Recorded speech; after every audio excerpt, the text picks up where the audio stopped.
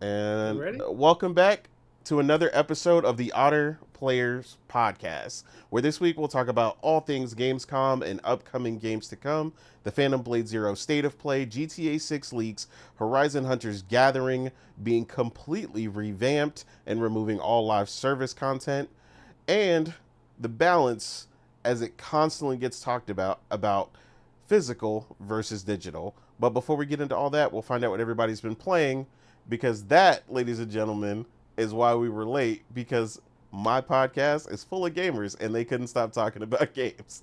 So we're going to continue that discussion as we find out Wow. what everybody's been playing.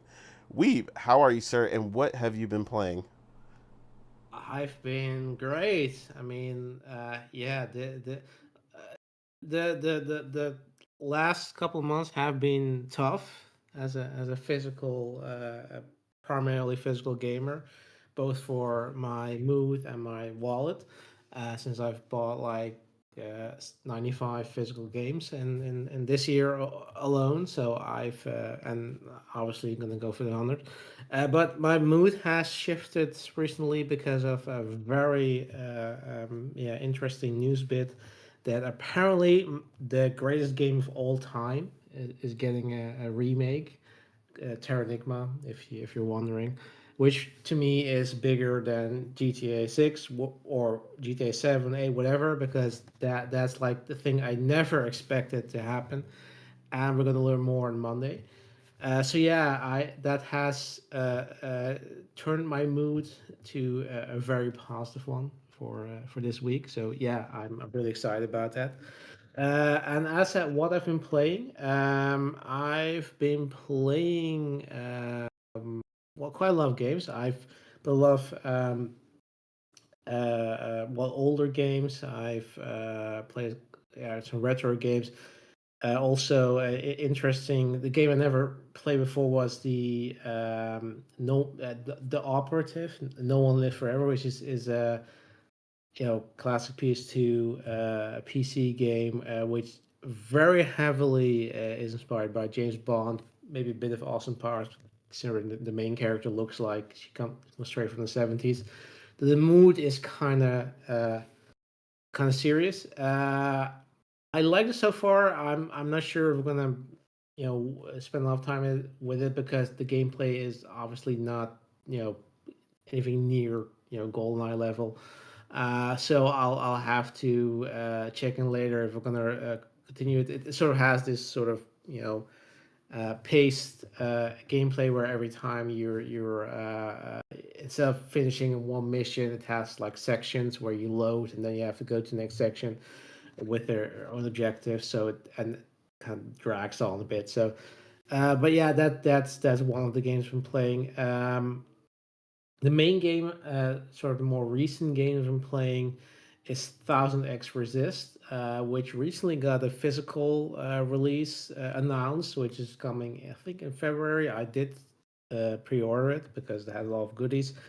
I did get it on, not sure it was PS Plus or it was just on discount. But yeah, I mean, I've been playing it and it's amazing. It's yeah, I mean technically it's just a walking sim. You play as a character that talks to people, but the story is so good. Like you're immediately like introduced to like, okay, what the fuck is going on? Like this sort of your main character is you know assassinating their mother, whoever she is, and then you're like, okay, what the hell is going on? And then yeah, like it's sort of a sci-fi setting, but also uh, themes of pandemic, themes of it's sort of a fucked up situation where there apparently wasn't a pandemic, but also caused by aliens, and you're playing as a clone of the only person who's immune, so the mother of the character, and they've kind of built an entire society around with clones of her, with their own culture, and it's incredibly fascinating. Like as soon as I started playing it, was intrigued by it, and when I kept on playing, I was like, oh yeah, I need to know more about it. I need to find out, what else going on, like what's the end game, and apparently there are multiple endings. No, there are not 1,000 endings, Omar, but there are a lot of endings. I understood. So yeah, I've been playing that. I'm just sort of dying to finish that.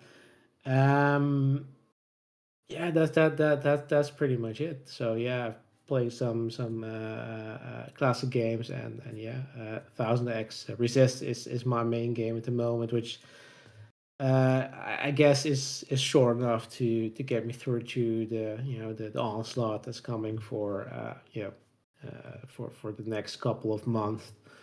And yes, depending on what they're gonna announce Monday, if they're gonna say Terranigma drops right now, the remake, obviously that's gonna change my schedule because that's the best game ever made. So if they're gonna do a remake, I'm all gonna be all on that. So yeah, that's what we've been playing.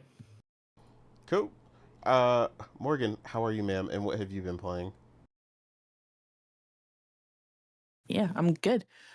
I went back to Mafia the Old Country and played the Man of Honor DLC. It was about 2 hours long, so not really, that long. It was it was okay. It was like obviously 2 hours of kind of story content of the Mafia, and it took place during like the middle of the main game, kinda. After you become kind of the made man of the and you get integrated into the actual mafia. Um, I think it was kind of a DLC that's really meant to be appreciated if you're doing kind of like a full playthrough, like if you're playing it for the first time and you're playing through the main story, you get halfway and then you play the DLC to add some kind of extra context and things like that. But it wasn't anything really groundbreaking or anything, like I felt like, oh man, like if I missed that, I feel like I would have missed a crucial part of like mafia lore or anything like that. um but it was straight, like it took me a minute because like this is one of the things that not to the fault of DLCs, but I kind of don't really like about kind of going back, as now I have to, it takes me like 10 minutes to acclimate to remember all the controls of the game, right? Because like I played this game. When did this game come out? Like early this year or whatever. I don't even remember when Mafia: The Old Country came out. It's been a And while. I've played so many games. Yeah, I've played so many games since then, so I didn't remember the controls. So it, I was sitting there running around like the main map before I went into the mission because I don't want to go into this kind of stealth like mission and I don't really know how to use stealth or any of like the takedowns or anything like that. So it took me a second to kind of remember. I don't remember which game it was that handled that really well. Maybe you guys remember if we played the same game. I don't remember what it was, but it was like a game where I hadn't played it in a minute, and the game recognized that. They were like, "We realize we see that you haven't been on the game for a while. Would you like a redo of the tutorial or something like that?" And I thought that was a really cool, um, kind of quality of life for a game because I was like, yeah, actually, I would because I don't remember how to do shit in this game. So thank you for, offering to, show me the tutorial again. I can't remember which game did that. I have to look it up, but I thought that was like a really, really cool kind of QTE kind of thing or quality of life kind of thing.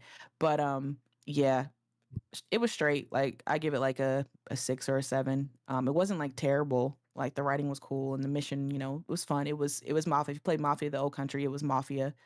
Um, but again, nothing extraordinary or anything like that, or anything like necessary. Like if you've played Mafia the Old Country, this isn't something that you need in order to understand like more context or like more lore or anything like that. It's just like another little mission within the game.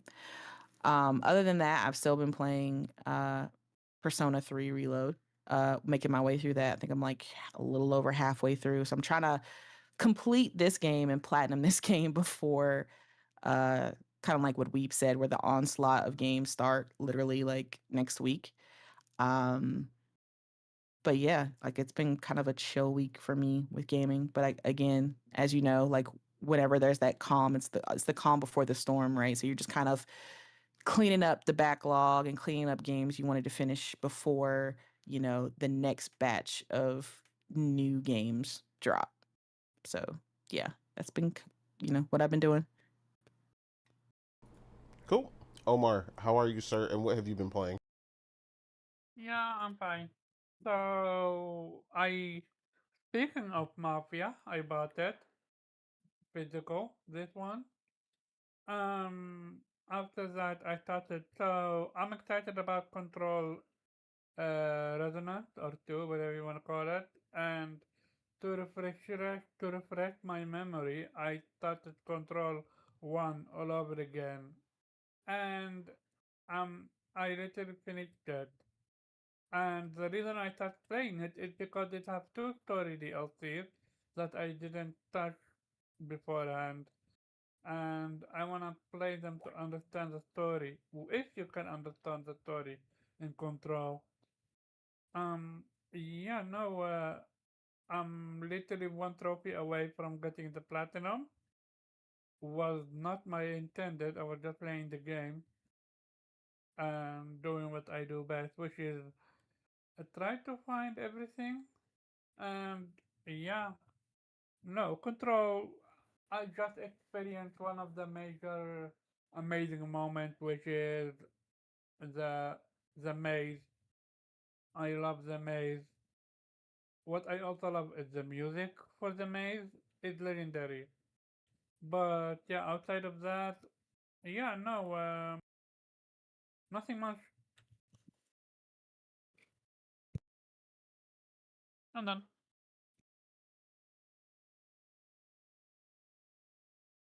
Yellow?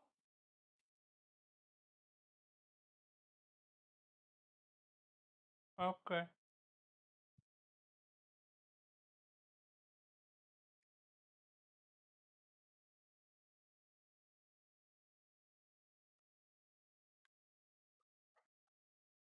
Do I need to repeat or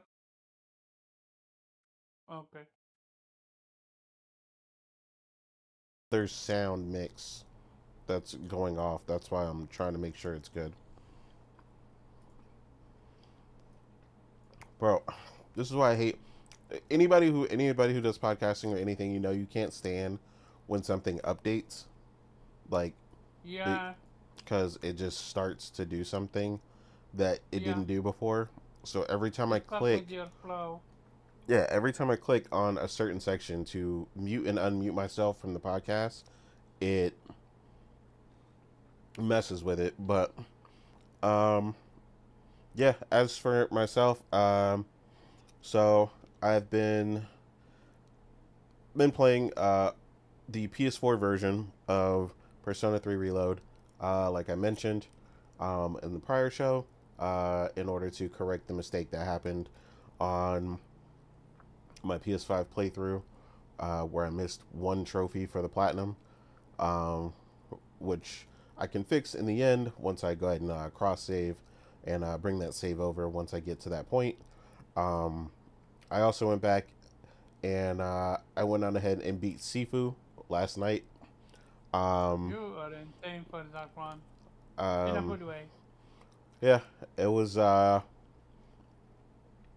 don't know. I guess it was one of those things where you take a break and come back, and feel it felt refreshing.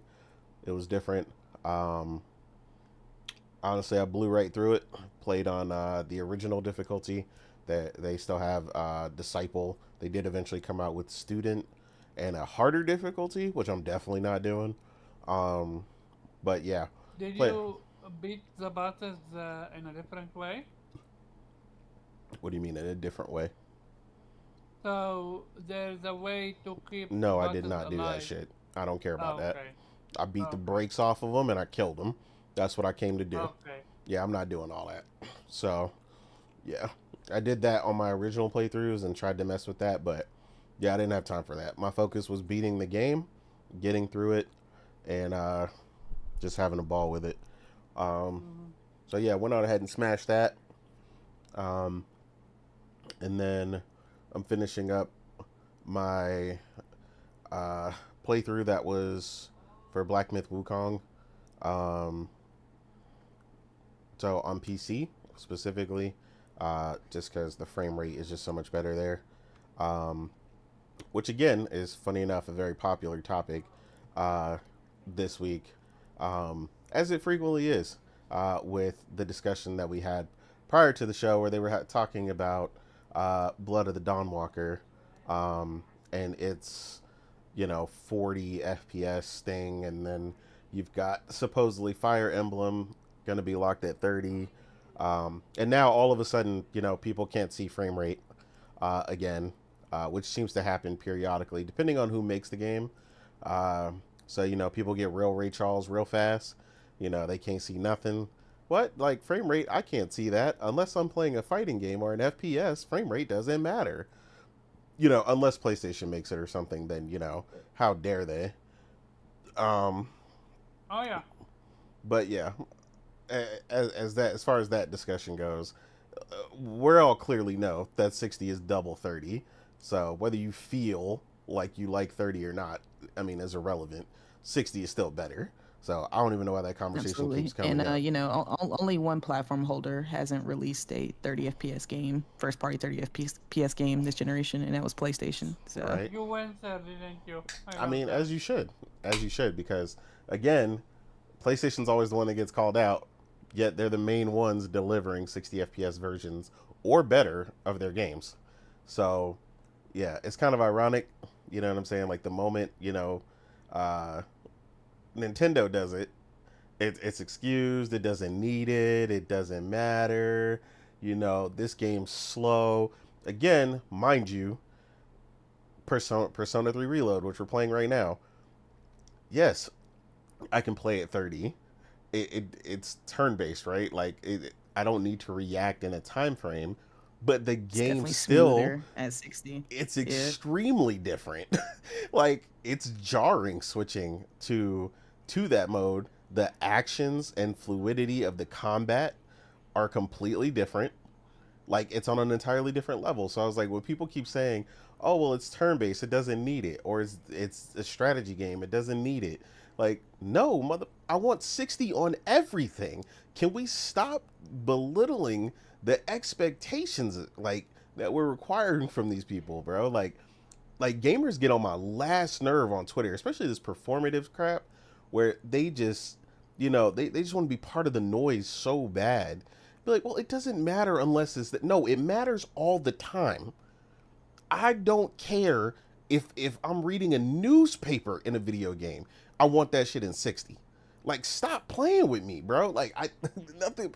And number two, like, it's like when things look even worse and yet still run at 30, it makes no sense. And I'm like, people are like, no, it's fine. And I'm like, no, dude. Like, again, you want to expect less, that's fine. Everybody games differently, everybody got different requirements or whatever, but I'm like, bro, what you're not about to tell me is that I should lower my expectations about something I know is capable of 60. And like I said, we had just talked about this when I was talking about Digimon, when I said it was unacceptable that the game wasn't 60. And then what happens right as the Switch versions gets announced? They announce they're coming out with a 60 mode for all platforms. Because like I said, there was no reason it shouldn't have been 60 in the first place. Like, again, gamers pick and choose when they want to, like, stand up, and it get on my nerves. Like, bro, stand up all the time.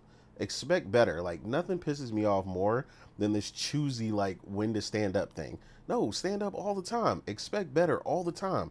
Don't let a developer tell you this ugly ass game needs to run at 30, like, when you know that's a lie. Like, nothing frustrates me more than these conversations, man.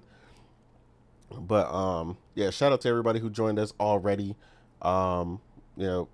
Henry hitting us up first, the man who's typically first in the chat, always appreciated, and Ryan joining us as well.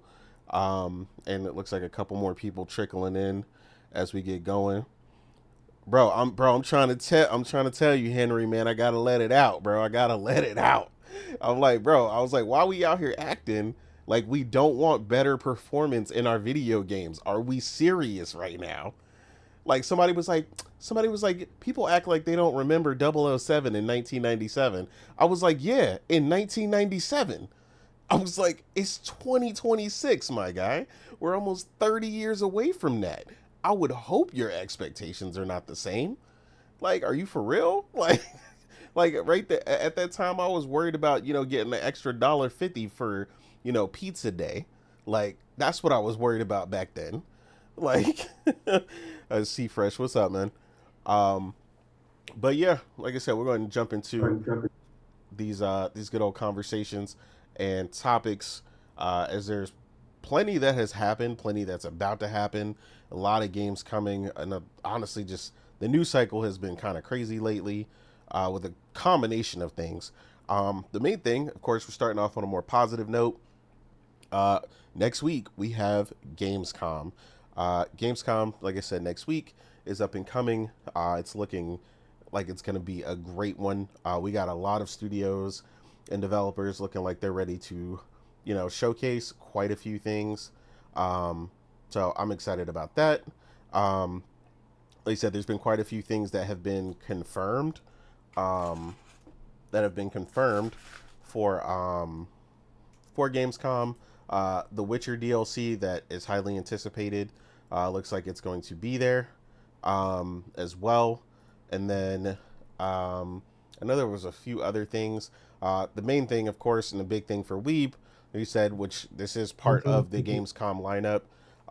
They're just doing it a day before, but my rule of thumb, just like any of these other showcases, anytime they take place during the week of, they're just part of that. So I know, like you mentioned in your intro, the arcade show is happening, and they're potentially going to announce a remake or remaster or something with Terranigma, your favorite game of all time.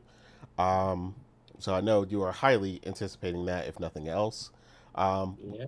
Was there anything else that you seen, that was confirmed to be shown, or that you'd like to see in the upcoming showcases coming? We've got Xbox, obviously, opening night live, that arcade show. Future Game Showcase, I believe, is also having a show.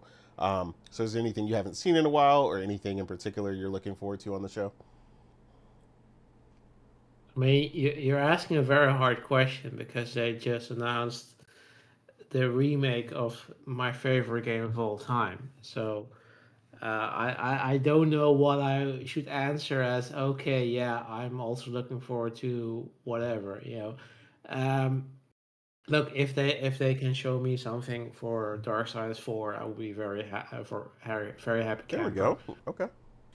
Uh, Yeah. but but yeah, I mean the fact that like just let me go on Terranigma, because Terranigma is to me like it's a game that I never experienced when it actually came out, because I immediately jumped from the NES to the N64, because I was like, yeah, I know SNES is for plebs. Like I heard the Ultra 64 and I was saving up for that for years, and then I bought it. And then years later I learned about Terranigma, which is an interesting game because it's like the reverse Chrono Trigger, because Chrono Trigger never came out in the EU, and Terranigma never came out in the States, because Enix, the publisher, before became Square Enix, the US branch division, whatever you call it, went bankrupt, so they never ported it to the US. And That to so this okay, day, so that makes sense why no yeah, one over here knows what that game is. exactly. Okay. Which is also interesting. Everybody who has played it uh, will testify that if it had come out in the US, everybody would talk about it in the same breath as Chrono Trigger, because it's that good. Like it's sort of part of an unofficial trilogy, with I think Soul Blazer and Illusion of Gaia, from Quintet, which was a studio that was published by Enix and later Square. Currently, bankrupt. The key people of the studio, like they're disappeared. Like nobody knew at least where they were. So they were like, okay, this is never gonna come out, as a remaster, remake, whatever, because nobody knows who owns the rights. That's too complicated. And now it's gonna happen. Like I mean, I'm like there is no doubt about it. Like initially when they announced, like I'm like, okay, Yeah, I mean, there's a quote that could be from the game, like, okay, but like, I'm not gonna get my hopes up. But then they just released like a trailer which didn't show anything, but just played a voice clip with, you know, a sample of a song which eerily sounded like El's song from theme from the game. And if you, it was a black screen, but if you zoomed in at the bottom, you saw like Square slash a Quintet, which is the studio, which is yeah defunct, so they're not published or creating any games anymore. So it's all but confirmed. Even the artists of Terra Nigma, when they retweeted, the announcement from the showcase, and then when people ask him about like no comment, like it's all confirmed. It's going to be a Terra Nigma remake. I just hope it's going to do it justice. I hope it's going to be probably 2D HD remake, hopefully with the option to switch back to the original game because it's perfect. I don't need any changes really for me, but I do appreciate that it's going to be available to people who've never experienced it. I mean, I like that game. Like I've ordered or pre-ordered 95 physical games this year. If they release a physical game, I'm just gonna buy it for every platform just to add to my collection because that's how much I love this game. Like it's a game that's um, once you experience it, like you just do full playthrough, you're like, this is something like this, life changing. I know it sounds almost like I'm a high, whatever, but it is like that good. Like that's sort of why I will. There will probably never be a game that will top it for me because it's just a game that sort of like when you play like it doesn't try to explain everything to you like in explicitly say okay this is a story, this is what you're supposed how you're supposed to interpret it. It just like makes you feel things, and it's just like it's sort of their magnum opus. It's like a game that as if it was. I think they worked on a few other games after that, but like it felt like this is going to be their final game. It's like the Mega Man 2 for Capcom because Mega Man 2 famously also was created as a passion project by Capcom by developers in their free time, which was never Mega Man was never intended to be a franchise. Like they figured it's gonna be done after this, so that's why it doesn't feel very final. Like if you ever played Mega Man 2, like it feels like okay, this is like the last game in the series. Um, and that's why it felt so special, was so good. Like it it had so much like passion put into it that they just made like it's the best they could do at the time. And like okay, we know we're never gonna make any other game, and we're just gonna make sure that's gonna be the best we ever can produce. And that's what Terra Liquid is for Quintet. And like having a like again like I know there's probably going to be I think Atari also said has like said like we're going to show you something amazing during Gamescom, whatever. I don't know.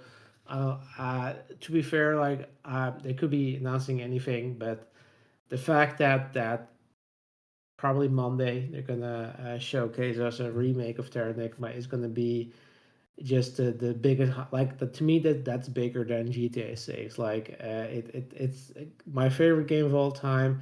The fact that I never expect this in my wildest dreams that this game was gonna come back because I figured it's nobody cared because it never got released in the US. The rights are unclear. The studio is defunct. Nobody knows what who owns what, whatever.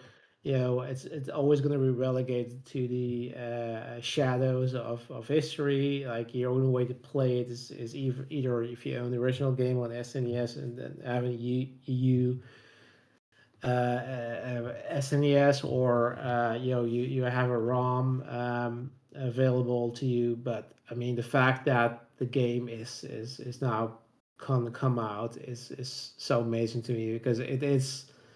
Yeah, again, like it's hard to explain, and I've tried to sort of figure out why it's so hard to explain. But I've seen other like I've watched YouTube videos of people who are also fans of it. Like let's say, like yeah, it is every single one will will tell you it's hard to explain why this game is so good, but it is amazing. Like it's such a game where you're like, okay, as soon as you play it, you're like, wow, like the testament to that, like they were very innovative. Like they had these 3D sequences that were based on technology uh, weather forecast, which at that time was, considering we're talking about 16-bit era, was very advanced. And like we want to do that, and they had like half of the cartridge was saved for generating these sequences at the beginning of the game where you raise the continents to the surface of the planet, and they were fully generated in kind of CG using technology from weather forecasts, which was like at that point unprecedented. Like they had like just want to do that, and they did, and it was amazing. These sequences were amazing, and it's like we just want to do it, and we're gonna sacrifice the half of the storage space of the cartridge to do it. And I could probably talk about the entire podcast about this game, how amazing it is. Like, but I'm gonna be glued to my chair on Monday to see the announcement because I just want to, yeah, I want to know how they're gonna do justice to it because, again, like there's probably gonna be a lot of great things they're gonna announce and showcase and show more information off during Gamescom. But to me, yeah, I mean, I don't need anything else. Just let me show me Terra Enigma remake, and I'm good, and I will be happy, and I'll yeah, it's gonna be I'm just gonna go through the roof because that's to me a very special game that's finally gonna get hopefully the attention it deserves, and I hope many more will experience it and understand what I'm talking about because again it's hard to explain, but it is absolutely the a masterpiece. And again, it shows you how beautiful gaming is as a medium, where you can experience things that cannot be really expressed in any other form in any medium. And that's Terranigma to a T. That's just how great the game is. So I really hope that that they're going to show something special, preferably the 2D HD remake, not full 3D, Yeah. and hopefully with the option to switch to the original gameplay because that's kind of thing that's the thing that stings me that I cannot access the game. I cannot run natively on a current gen console because of the aforementioned reasons. Like I absolutely want to have the option, and I do hope they have a physical collection version so I could just add to my collection and just have it forever. Don't worry about whatever the game platforms decide to do in the future. Like I have it.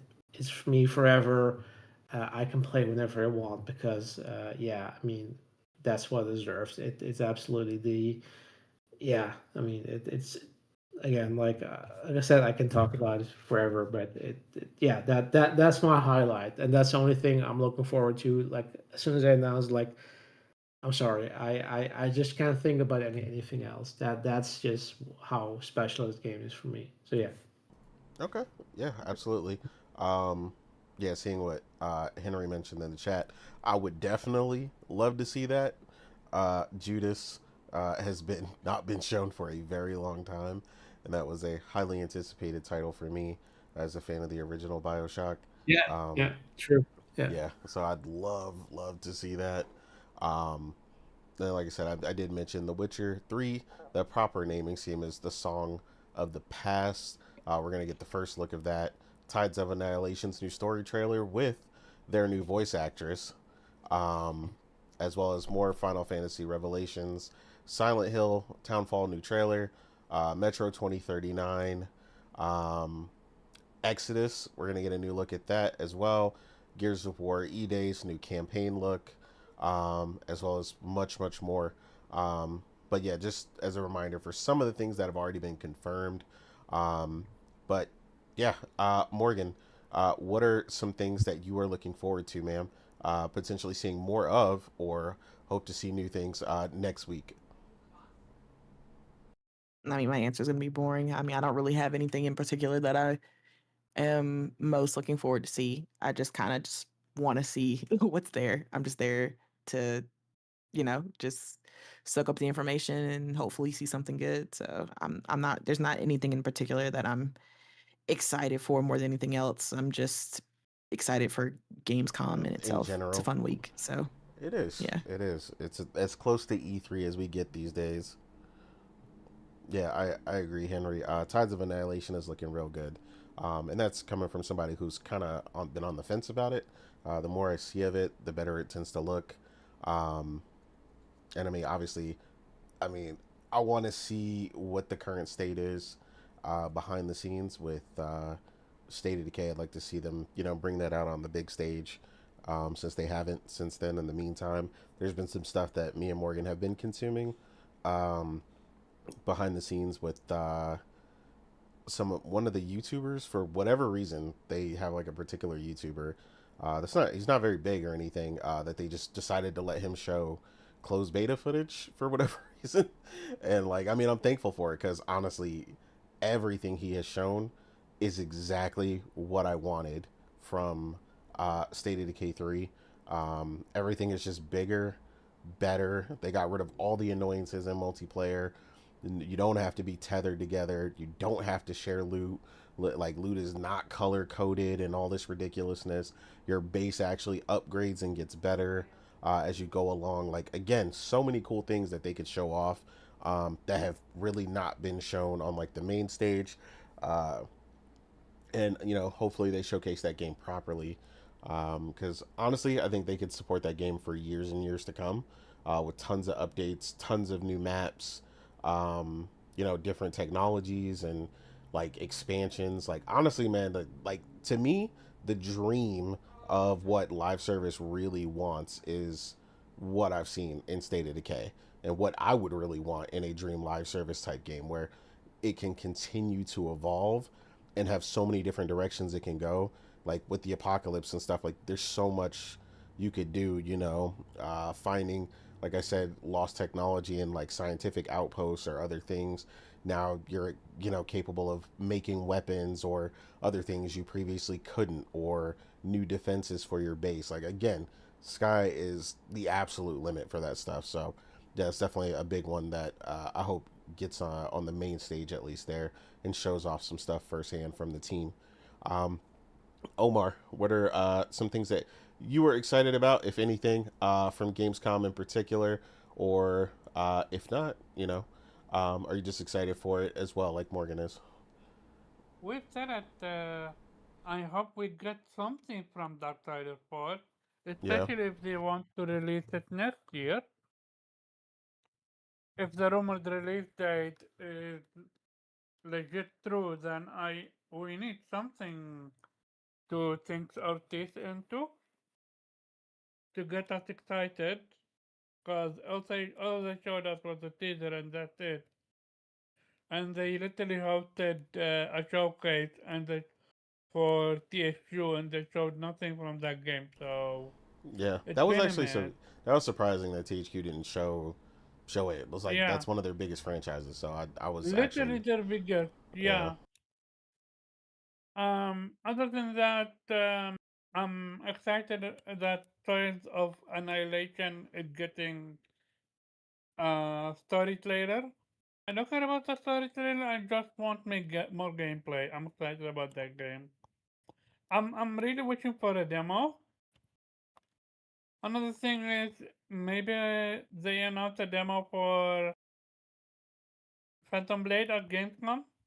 It's wishful thinking, especially with how amazing that showcase was. But we're gonna talk about that. Besides that, yeah, no, like surprised me. Yeah, a little bit more of Renaissance wouldn't hurt. But I'm like, at this point, I just want gameplay, nothing more. But yeah, no, just surprise me. You know it is. Me and my indies. Well, at yeah, this point, I can't play a lot of indies because of my PC, but yeah. I got you. Um, Yeah, no, again, like I said, it looks like a ton of people are going. Like honestly, I think this might be the biggest Gamescom they've ever had. Um, from what I remember, I know tickets sold out like immediately. But like literally everybody I see is going to Gamescom. From Height, who's like a case PC builder, Genki, who's been doing a bunch of accessories. The Sacrifier team is apparently going as well, which Sacrifier has looked amazing. Oh yeah, I So mean you hopefully we get a already release know. date. Sacrifice is day one. It's just waiting on a release date, and that's it. Exactly. So that's what I'm saying. Like there's so much that's, even though we've got so much that's been announced that's coming that has release dates, there's a ton of stuff that we've been seeing for a while that is literally on the cusp of basically setting up that release date trailer. And Gamescom is a prime time to do it. There's a lot of eyes on it. You know, people going to be consuming this content. Like I said, this is like another E3 week. You know, obviously just in Europe. Um, but yeah, I'm excited to really see what comes out of that. Hopefully, um, some more Witchbrook news. Another game that I've been excited for. They've been talking up recently on their Twitter. Um, it's for anybody who's not sure. Witchbrook is like a if Harry Potter was like a whole thing, but it's not Harry Potter. Like you're going to school to learn to be a witch, but it's also an RPG. But it's man, I don't know. It just looks awesome. Uh, Oh, the indie game that Morgan is excited for. yeah. Um, Okay. yeah. So that looks incredible. Obviously, we are probably going to get launch trailers and stuff for a couple of titles if they don't already have them. Obviously, coming off of this, we're coming into, like I said, the biggest set of launches we've had for this entire year. Like I said, if you're not buying a game between now and October, or at least now in November, like I don't know. I'm not really sure I could call you a gamer at that point. Like if you're not buying at It least depends on one your game. funds, eh? Give, let's give it a No, buck. well, no, If you one. don't I have a said lot of one funds, game. hey. One game. If you are a gamer and you are not buying one game, Okay, I'm with yeah, you on this one. Yeah, yeah, I'm not. I'm we not getting saying you need swamped. Yeah. 100. That depends on your funds. But I'm saying if you're not buying one game between now and November, I'm not really sure you're in the right place. Like, Yeah.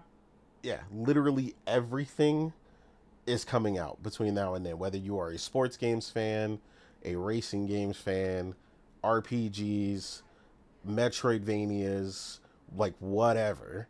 Uh, so yeah, like I said, yeah, there's just a ton of stuff. Like I said, everything I mentioned before that's confirmed for the stage. Obviously, Jeff always has surprises, so there's no telling.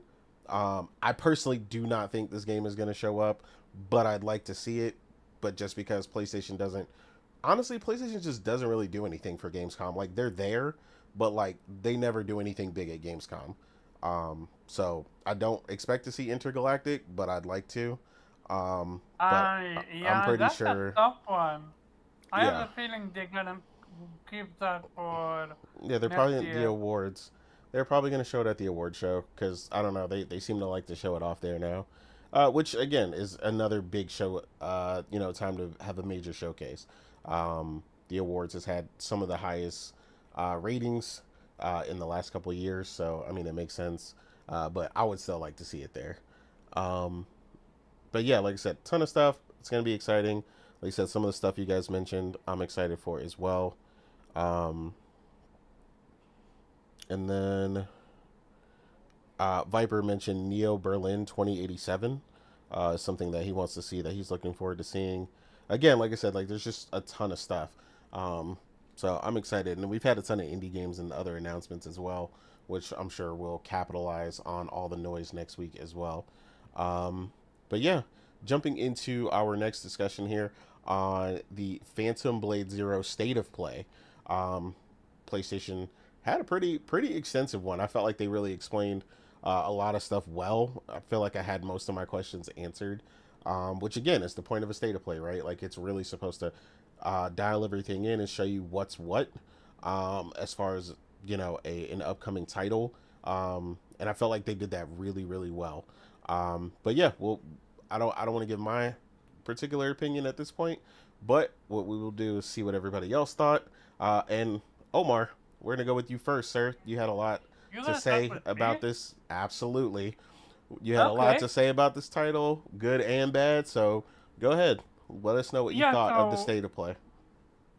before the state play started, there were words on the streets that uh, this game.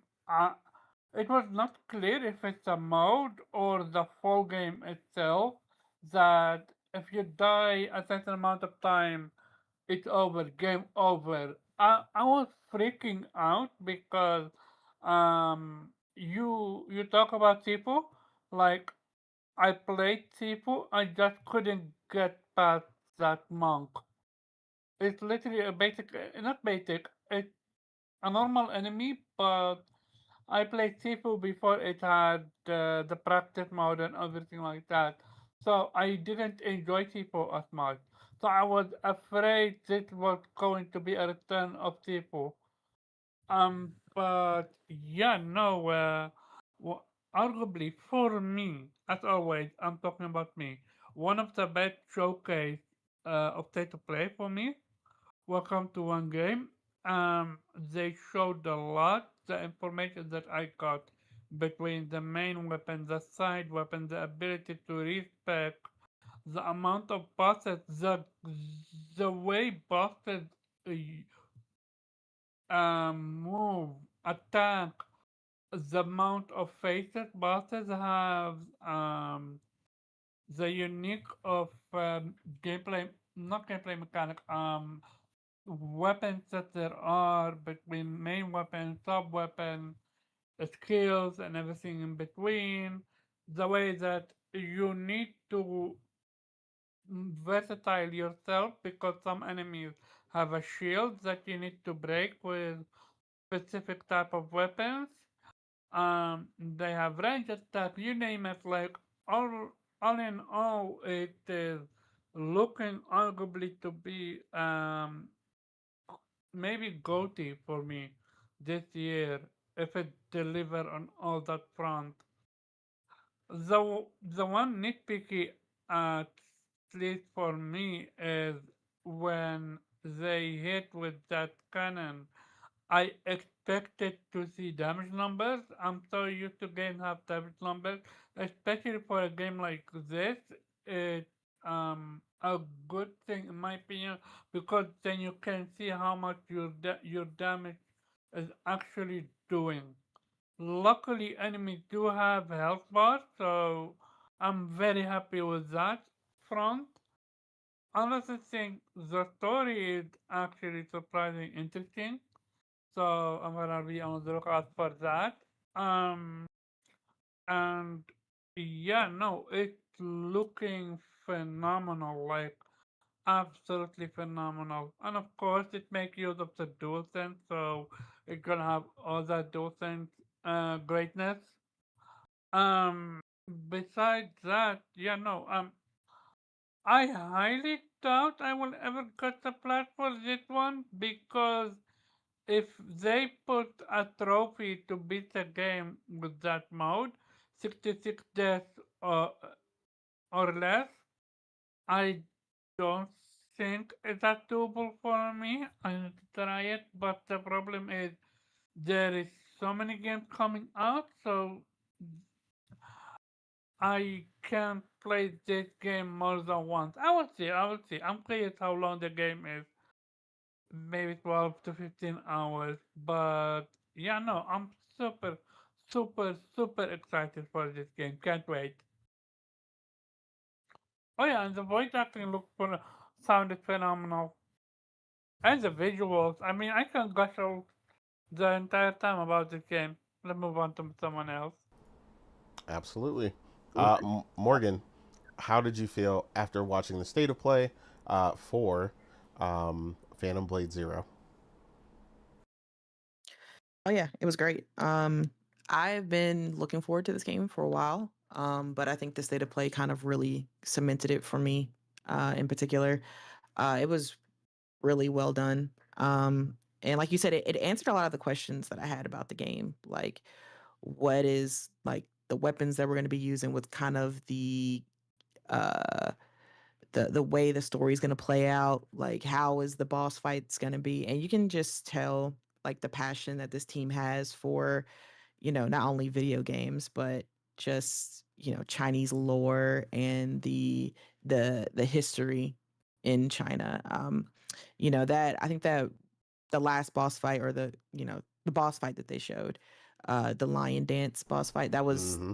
immaculately done. Like the choreography for that was fantastic. Agreed. And I was watching, I think you were too, Nate, that video documentary where they were talking about the mocap work they do for the game, Mm-hmm. and they were saying things like, we are kind of we feel like we've kind of revolutionized mocap, and we've put a lot of work into making sure that the fighting that you're seeing is as grounded as it can be, and we're putting a lot of work into our capturing and what we're doing, and we're trying to give it a more realistic flair and feel, and I think they really showed that off with that lion dance boss fight. The little intro with him, doing, there's two people in the actual lion dance costume, and they're doing the little dance, and they're jumping on the poles, and then jumping up and down, going crazy. Like, it was just really well done. Like, I could tell that, this isn't just something that was mapped in the game, like done by hand. Like, they really were drawing from mocap work. And it's just like the graphic and the graphics and the fidelity for this game is just great. And yeah, like Omar said, I do like that there seems to be a strong sense of a story. Like, they really want you to, not just to be a fighting game for fighting sake. There seems to be like a story and a narrative and a goal for this game. Obviously, with your character was killed and then brought back by this witch, but the stipulation is that you have 66 days to live, and unless you find like a cure or something. And I was just like, okay, yeah, I can I can definitely rock with that. Um, and the impressions of everyone that's gotten to play a preview build of it. I think like Mm-hmm. a month or two ago, the people got to kind Yeah, of when try they out the they all game. got to fly out to the studio. Yeah, I've Yeah, heard nothing but like positive glowing reviews for the game. same. And yeah, this kind of like cements everything. The gameplay looks fucking insane. It looks awesome. Uh just the move set, the fact that there's different choreography for different weapon types, like the drunken style weapon that looked really cool. Mm-hmm. There's different elemental type weapons, and then of course you got your swords, and there's a bunch of different swords, right? And they said there's like, and then of course you have your secondary weapons as well, and you have the that kind of fist cannon, I forgot what they called it, that kind of breaks the defense of bigger enemies with shields and things like that. You can break up Mm-hmm. like groups of enemies and things like that. I think that all that looked great. Um, Weapon variety uh, was phenomenal. yeah, yeah, and the map really looked cool. I think they said there was like five for. I'm probably misquoting, but there's five or so different regions, so like five different maps and things like that. And Yeah, you'll they're all be big unlocking areas. yeah, you'll be unlocking the ability to fast travel via these bells that come across. And I notice how they really made a declaration that to gamers that this isn't an open world game, this isn't a linear game. This is like a game that has specifically built environments for each section of the map, and they were emphasizing how they meticulously worked with each of these environments, and they put as much detail in these environments as they could, and they really want players to appreciate the amount of work they put into it. And when they were showing the different maps and the different regions and the different areas, I was just like, oh wow, this looks this looks great. Like that one little steampunk looking building with like the smokestack coming out of it and things like that. And then they had the inside the building, they had like some puppets like hanging around. Like all of it just looked really cool. Um, but you can tell like they really want you to kind of get a different feel from each environment and location that you're in. And the fact that the maps themselves in the game, they were saying that they're actually hand painted in the old school Chinese way. So like they're all the maps that you'll see in the game are like actually hand painted. And I was like, that's a really cool detail. It just goes to show like, that this team even though this is their, I think this is their first game. I could be mistaken, At least their but first. you I can think just it's their first for AAA project. okay, Yeah. yeah. You can just tell that this team is very passionate about this game, and they have all they you can always tell when a development team is very passionate because you can tell like the love that like how much work and detail goes into a game. Kind of, at least for me, equates to how much love a dev really has for the game, and you can tell from the way they talk about it, and the way they really reiterate how much work that they've put into this game and how much they hope that gamers really enjoy it, that they are really passionate about what they're doing. And it just kind of goes to show that, I'm really excited about the possibilities of the Chinese, and gaming market. I think it's gonna Yeah. expand, and it's just opened up, like in the breadth of, when you kind of look at the history of gaming and the different countries that have been really implementing games, right? Like it's like China is still in its infancy, and we're getting games like this, right? We're getting Phantom Blade Zero, we're getting Wukong, and then of course we saw like the I'm sure everybody did see the sequel for not the sequel, but the next game from the Black Myth Wukong Zhong team, and Kui. that looked yeah, that looked fucking crazy. Um and again, this like it's just this is China on, year one Yeah. essentially They of they gaming, they and they coming and in they're on 10. already they're coming in on 10. Like they're I mean, honestly, they're kind of showing up on they're stunting on the West, let's just be honest right now. They really are. um Oh yeah, I think and it's it's also tied up on a lake and part of it, right? China as well or not? I can't hear you said what? Tide of Annihilation is also Chinese, right? uh is I it? want. I I don't want. I I don't want to remember. say it is, but yeah, I can't remember. Yeah. Okay. It's either that or like Korean, I don't remember. um but yeah, it's no, you're right, it is Chinese as well. So that's the thing. It's just like China is just pumping out these high quality games, and they haven't really started as far as like the action adventure game, except for that one game that we saw that kind of reminded me of like Naughty Dog. What's that one game that's about to come out? I don't think it has a release date yet, but they kind of showed the preview for it. The soldier who's looking to rescue his family. I can't remember what the name of the game is called, Did it but it did it not get cancelled because, or are you talking about different game? it didn't get canceled, so I don't know what you're talking about. I can't remember the name of the game though. Shit. Yeah, I was like, there's a lot Anyway, of but soldier ones that got announced recently, so I'm um, trying to think. no, it recently showed that the gameplay for it, where he was like jumping on to the deck of something and it collapsed, and he rolled out, and the soldiers were coming, but he pretended to be part of the crowd, and he was kind of hiding. I can't remember what the fuck the name of the game is. Now you're gonna make me have um to look for the. you've seen it, you know what The I'm only talking game I about, can remember is you just don't got remember the name, cancelled. because if I There's only one game that I can remember that mimicking Naughty Dog. It Oh, was you're talking about the no, you're thinking of Korean? the Korean, you're thinking of that Korean game, that's not what I'm That talking got about. that got okay. canceled I'm though. listening to by then. Okay, my bad. Yeah, that's not the one. I know what he's talking about. That's a Korean game. That's the one that got canceled. That's not what I'm talking Okay, about. my bad. Um, yeah, I was talking about like it's like because that was more modern. This one's like a ancient Chinese kind of game. But yeah. Regardless though. Anyway, China's really coming up, and I am excited to see what they'll do, because again, this is like just basically year one for them, and they're already outputting games at this quality and this level. So I can't wait to see what they do, 5 to 10 years from now.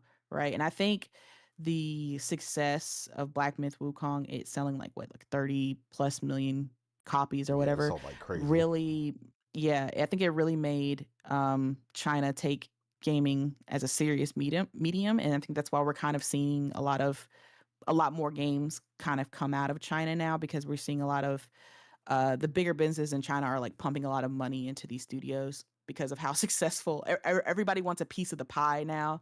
A lot of these Chinese entrepreneurs want a piece of gaming because they see how lucrative it can be. So they're all like pumping money into a lot of these Chinese games, which Well, I that and a bunch do of keep doing it. They tax are doing breaks. their own thing though.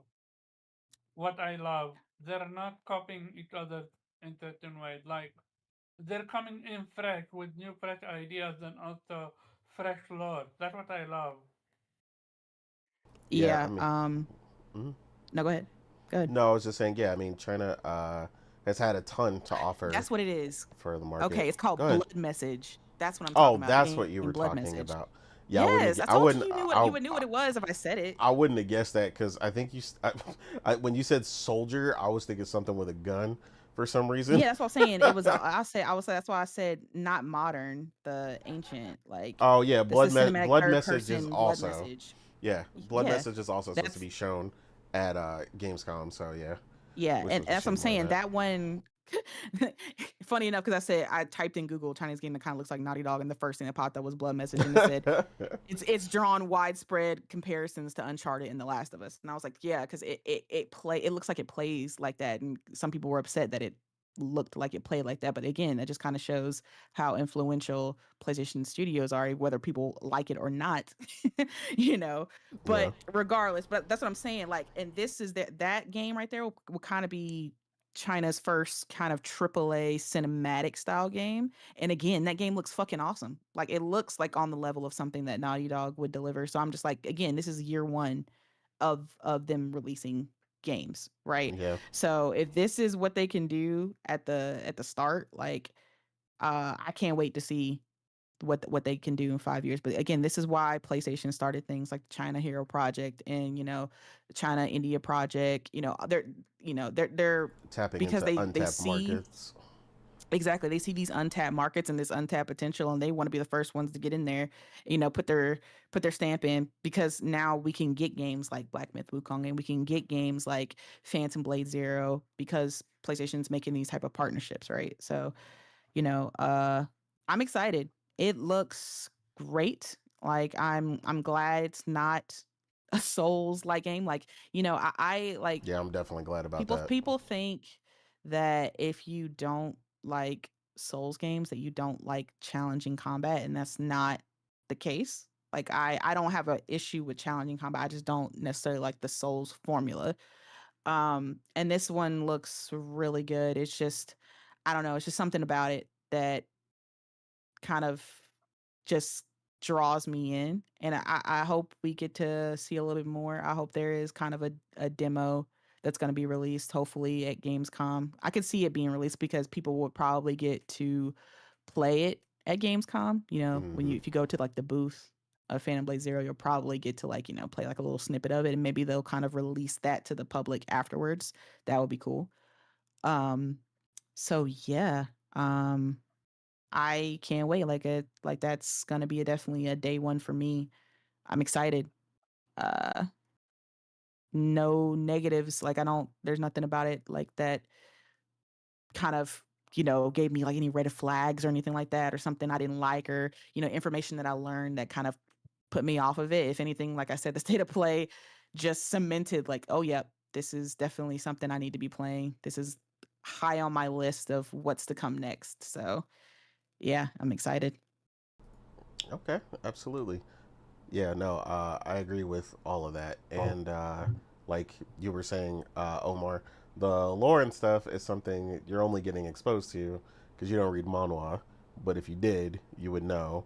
But even some of the other people did get exposed to some of the other lore from some of the other Chinese games. I know Viper in particular got kind of pulled in on one of China's other popular titles, um, which I can't remember the name of it right now, but I know their upcoming one. They are doing a remake of one of their older titles, and they're revamping it entirely to basically You mean Sword and Fairy? yes, Sword and Fairy. Um, but yeah, they're revamping the remake that they're doing, and it looks a lot like Expedition 33, which I ain't mad at because the older titles definitely struggled to get wider appeal and had Oh some yeah, other I can't issues. wait for that one. Yeah, so that looks really good as well. But a lot of people are being exposed to like the Wuxia like world in general, which is really really huge in China. Like they love that shit out there. Like a bunch of their TV shows and stuff are based on that, and everybody's kind of getting like a first look at between that and like ancient Chinese lore, kind of like a combination of both. And that's kind of what you were saying, Morgan, about the martial arts that's being really pushed in Phantom Blade Zero. Obviously they're bringing in major talent with Donnie Yen and stuff like that, and the work that he's done, and he's obviously an incredible talent in the martial arts world, and some of those things that look extraordinary. So I'm saying that we they're don't showing really he can do. See a lot of kung fu, at least done like in the traditional way when it comes to gaming, especially like in like the AAA space. You'll see it in like indies and things like that, kind of like with like Sifu and stuff. Like but Sifu. in the AAA space, you don't really, and I really love like the style of kung fu and the way it moves and how fluid it is and just kind of how natural it looks when you're fighting. Like it's a fighting style that when done correctly and by somebody who knows how to do it, it looks effortless. But obviously, it takes a lot of skill. And that's just kind of how a lot of this gameplay looks to me, and also especially in the new game from the Wukong team, the kung fu that was being used by the main character. Yeah, He was I out gotta there go back looking and like watch that. he was looking like Neo. Yeah, He was I need looking to go like back Neo and when watch he was that. fighting. He just kind of like slowly moved to the side when they were coming at him like quickly. He just looked like it was just effortless for him. It's just like, yeah. Anyway, but yeah, I'm excited. Yeah, my excitement is like 11 out of 10 right now for Phantom Blade Zero. Yeah, man. Shout out to China, man. Just doing the most right now. Also out here looking to rescue them. The RAM market while they're at it. Like I can't. Please, China, save us. Yeah, like Hashtag an American. Yeah, like look, man. People can say what they want, but they're out here doing it. When it comes to that stuff, the manhwa, like I said, starting up an entirely fresh RAM company and competing with the RAM cartel in like a year and change is one of the most impressive things I've ever seen. So, yeah, shout out to them, man. They might not have it all, but they're doing a lot right now. So, yeah, hopefully they continue to innovate and do a lot of great things, and hopefully, like I said, help us alleviate this crisis so gaming could get back to some sense of normalcy in the hardware market, and things will get healthy again. They might just do it all. You know what I mean? New games, new everything. And to be clear, of course, China has been big in the gaming market for a long time, but it has specifically, it has been global, but not AAA. They've been focused on MMOs and mobile. Oh yeah, true. So, and then of course stuff like MiHoYo, the MiHoYo team and stuff like that, like those type of games. League of Legends is also big over there, stuff like that. But now they're stepping into the stage on their own at like a whole new level. So. Yeah, it does feel different, this one. Yeah, I mean they're definitely stepping in a whole new light, realizing that hey, there's money to be made here, with the consoles also being allowed back in. A lot of people are interested in the console market over there. Like, honestly, it's just been great to watch it expand and things of that nature over there. And as they get bigger over there, they want to, it just basically gives them more reason to expand. And honestly, just the talent coming out of China so far has been incredible. Like anything, there's hit or miss. You know what I mean? Obviously, like Viper was saying, he still got PTSD from one of the Sword and Fairies he's played. And again, those were early tries. I think Otter Players 6 or 5, he had 40 plus glitches, game breaking glitches. It was atrocious for him. Yeah, I mean it's not fun when you're running into some rough territory. But obviously these newer titles, backed by major players at the AAA level, are doing way better. Like I said, Black Myth Wukong, like you said, was one of the first real big breakouts.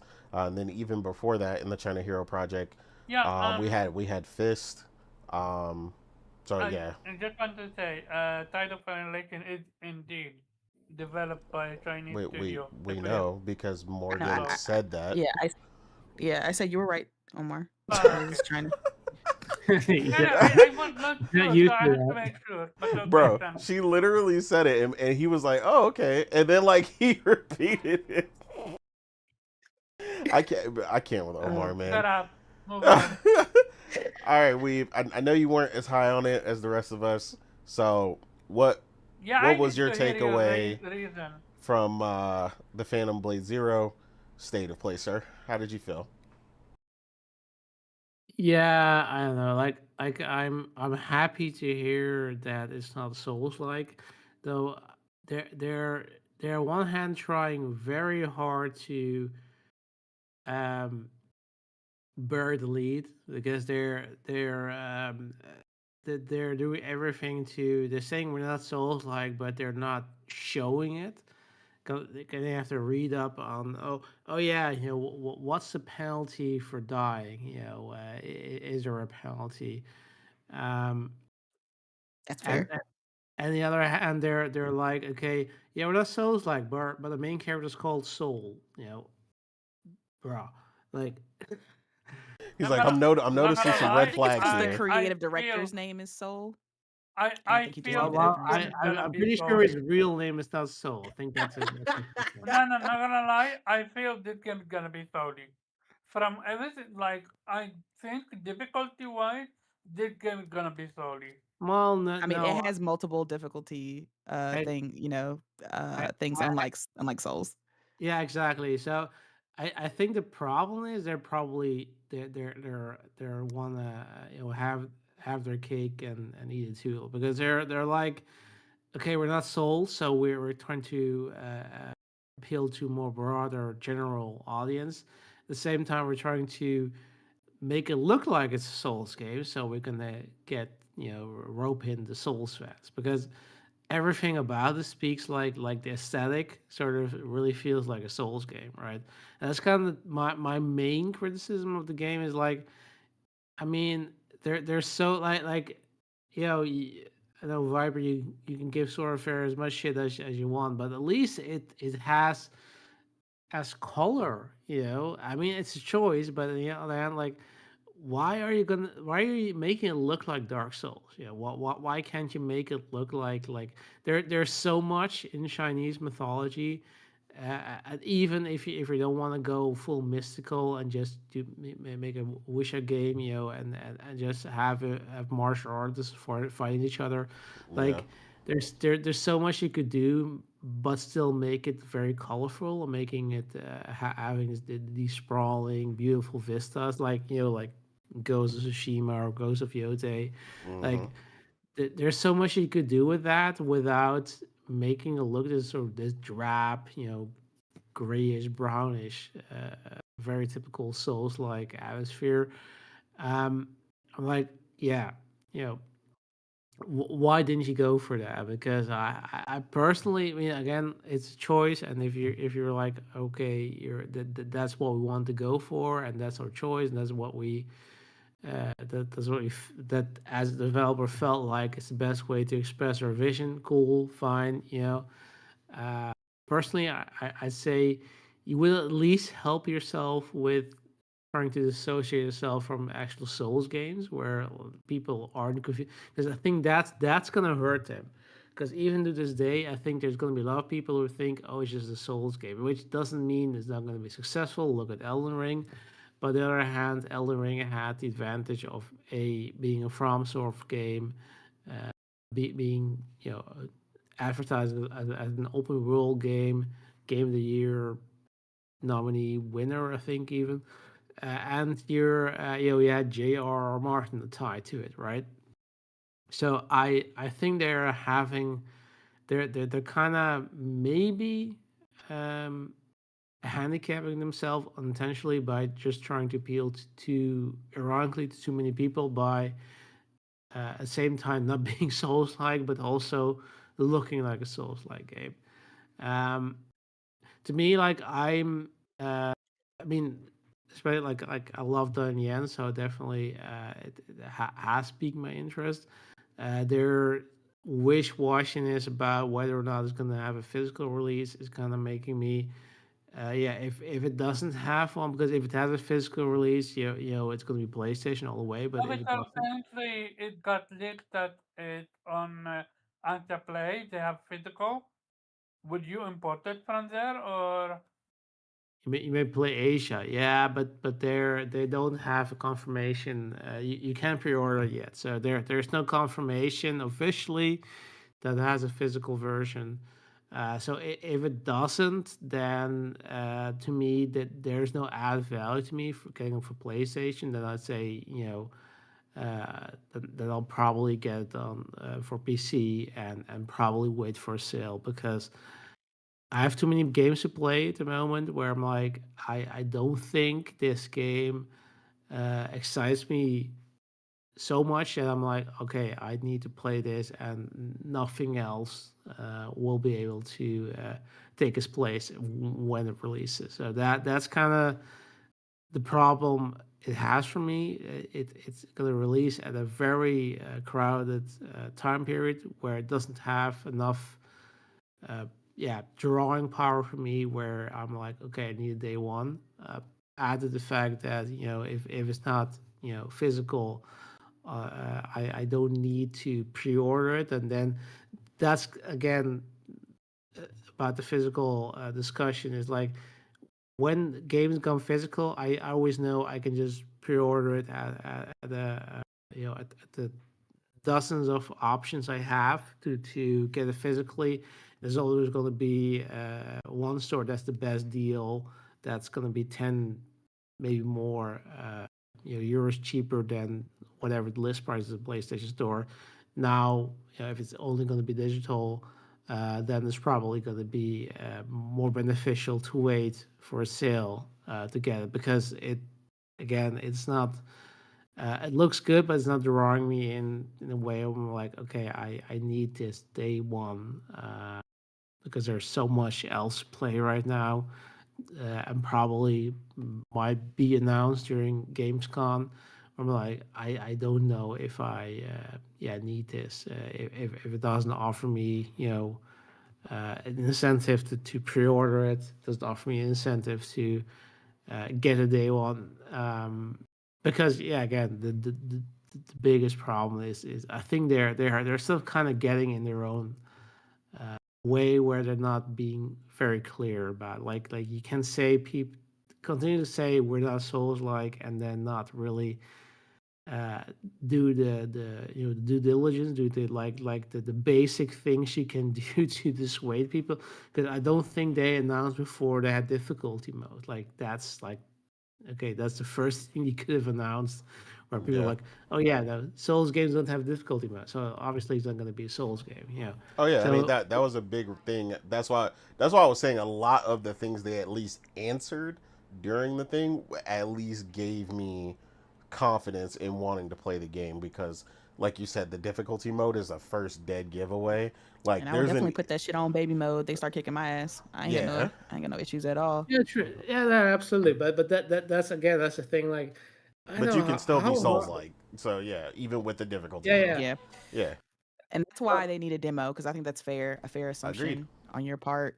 So you can play it and see if if it's something you vibe with. But Yeah, but hopefully they'll but have but one. but, but, but again, I don't really understand how hard is it to just come out and say that like day one, like you notice that people are thinking your game is Souls like, which you're yeah, to be honest, that's on you. Your company literally has soul in their name. Your director has soul in their name. Your main character apparently has soul in their name.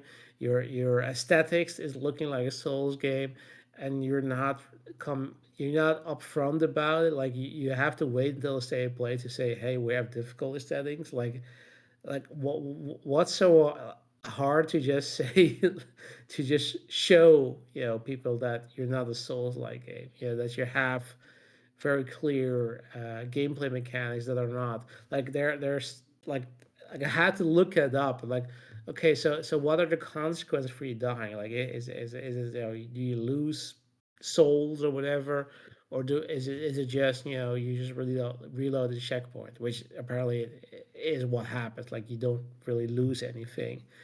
Even enemies don't respawn apparently if you Not reload the checkpoint, which is again a thing you could have just come out and said. Like, I don't know how hard it is to, unless again you're trying to intentionally be obtuse and just try to appeal to both the Soul fans and the non-Soul fans. But again, I think the reality is that you might shoot yourself in the foot and just appeal to nobody because the soul fans are like, oh yeah, it's probably not souls enough for me to, or it's not clear to me to play this. And the non-soul fans are like, yeah, I'm not too sure about this because I mean it might still be souls, so I don't want to risk buying a game that it's going to be not enjoyable for me because I don't enjoy Souls games. So yeah, I hope that they're. I mean, again, I wish them the best. I hope their game's going to be successful, and they're going to reach the audience they want to be. But I do, if they're not, I do want to advise them next time be a bit more clear about that because you're really I think that's a general, PSA for any developer. Be very clear about what your game is going to be. Don't try to be a mystery game. Try to be vague. Like I mean like everybody, like it's a trend these days to on Twitter to vague post about stuff. Like you're saying something and then clear about people have to guess so that you can so people will respond to, hey, what are you talking about? And then you can get engagement, I mean, I've had with tons of like, I'm, obviously the weeb sheriff, so I've seen tons of anime posts on my timeline, and every time there's like nobody is mentioning the name of the anime, so you have to kind of like wait until somebody says, "Hey, Grok, what is this anime?" And I'm like, yeah, they're obviously intentionally. That is really freaking annoying. I agree. Yeah, I know, no, but that's But like you kind of said, it's like on purpose. yeah. So I'm kind of wondering if they're doing this on purpose to the point where they're hoping to rope in as many people as possible because they're thinking if you're not vague gonna on lie, purpose. you make great point with the no they didn't show any that they didn't explain what they do if enemies respawn or stuff like that. Yeah, as someone that don't fuck with fraud yourself, I understand your point. Absolutely now.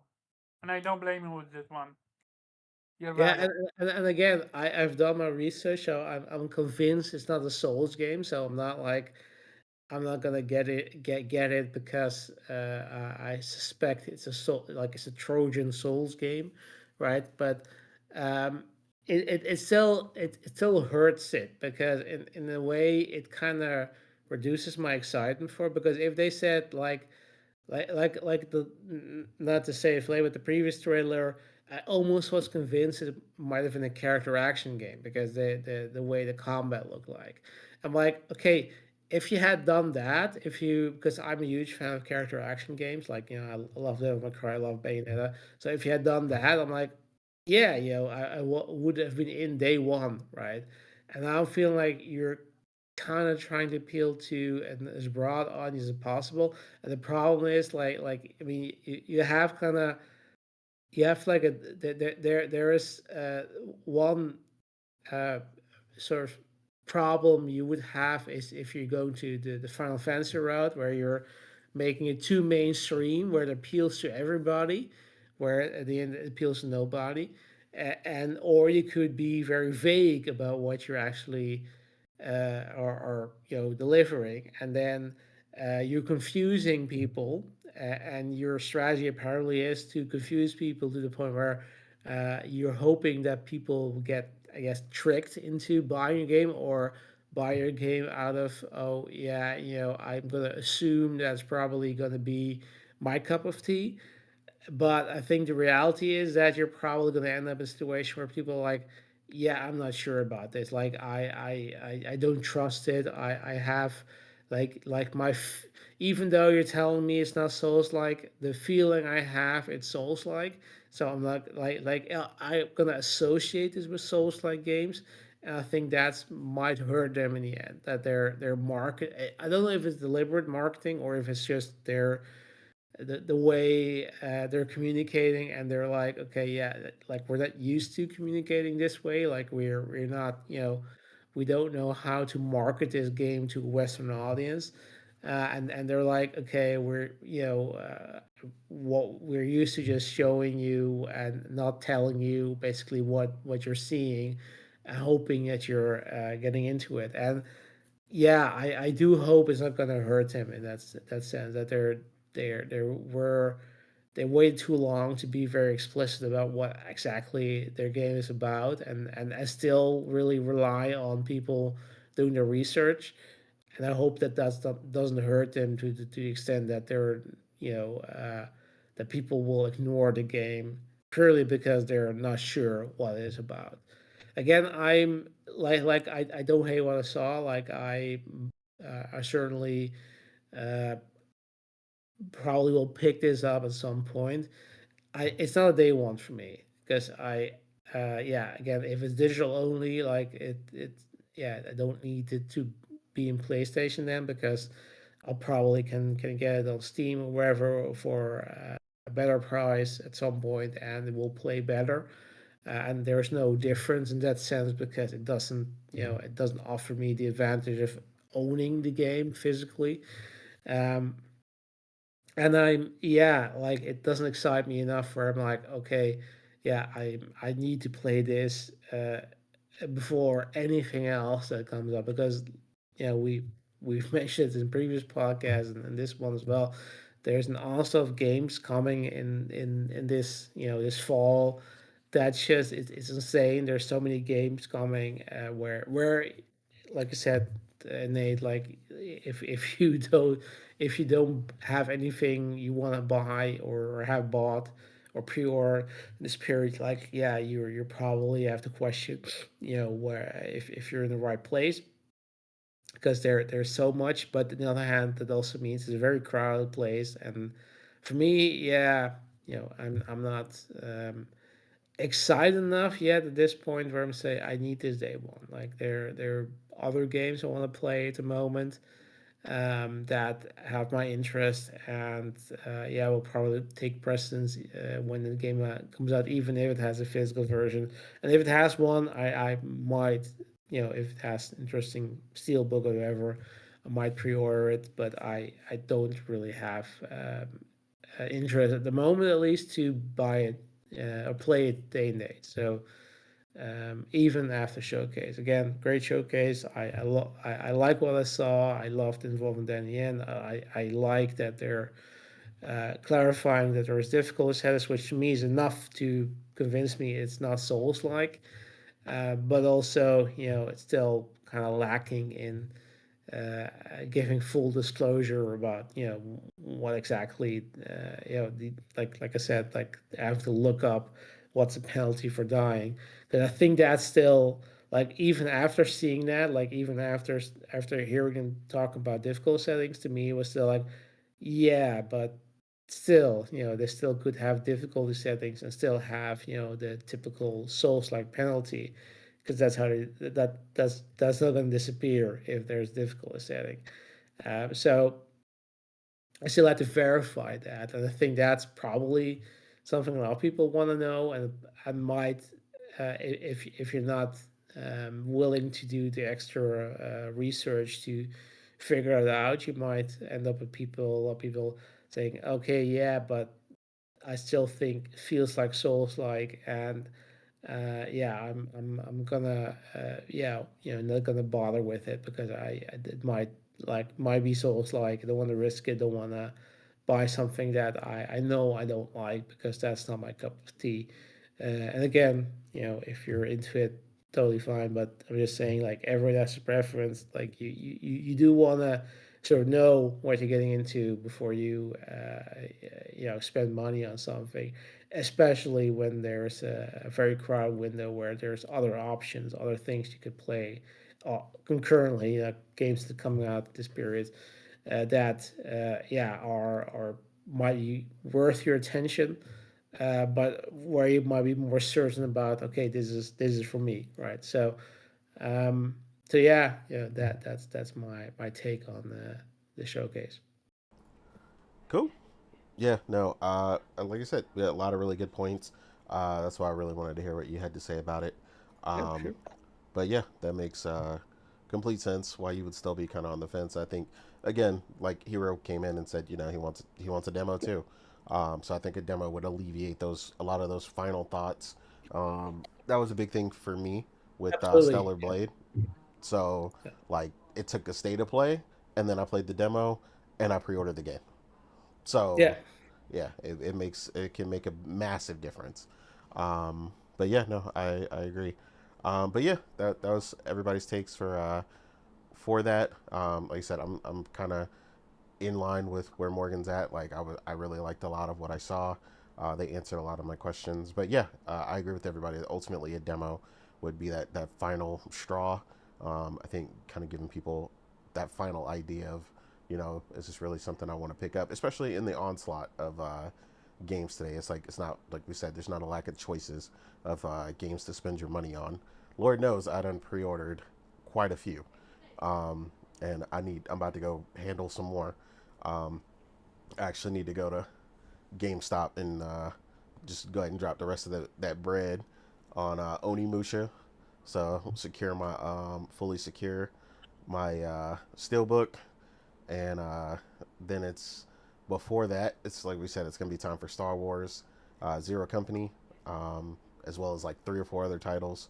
It's just again, it's nonstop. Like I have people asking me So to play other titles, and I it, just don't have the it time. it's time to clone ourselves again. We always go back to this.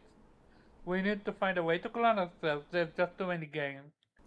Yeah, yeah. So people can pick, choose, and refuse right now, and like game devs just got to realize that. I mean, it's a product of them putting everything out.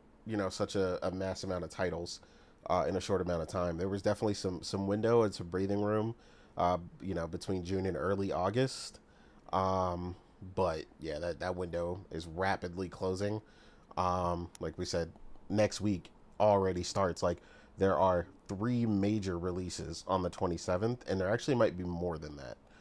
Just 3 that I can remember because those are the main ones we've talked about.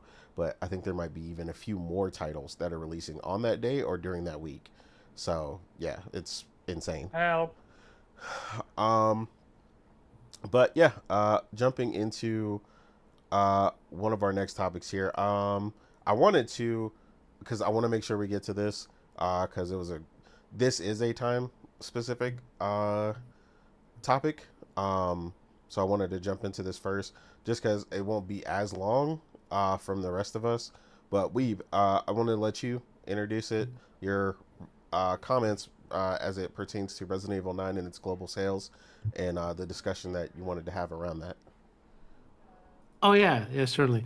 Yeah, it's very interesting that after Sony announced that they're gonna stop producing physical games in 2028 because of consumer preferences, we're seeing a lot of reports coming out that kind of contradict the argument that their main argument that it's because of us, because of our buying behavior, that's Mm-hmm. not worth it to continue producing physical games.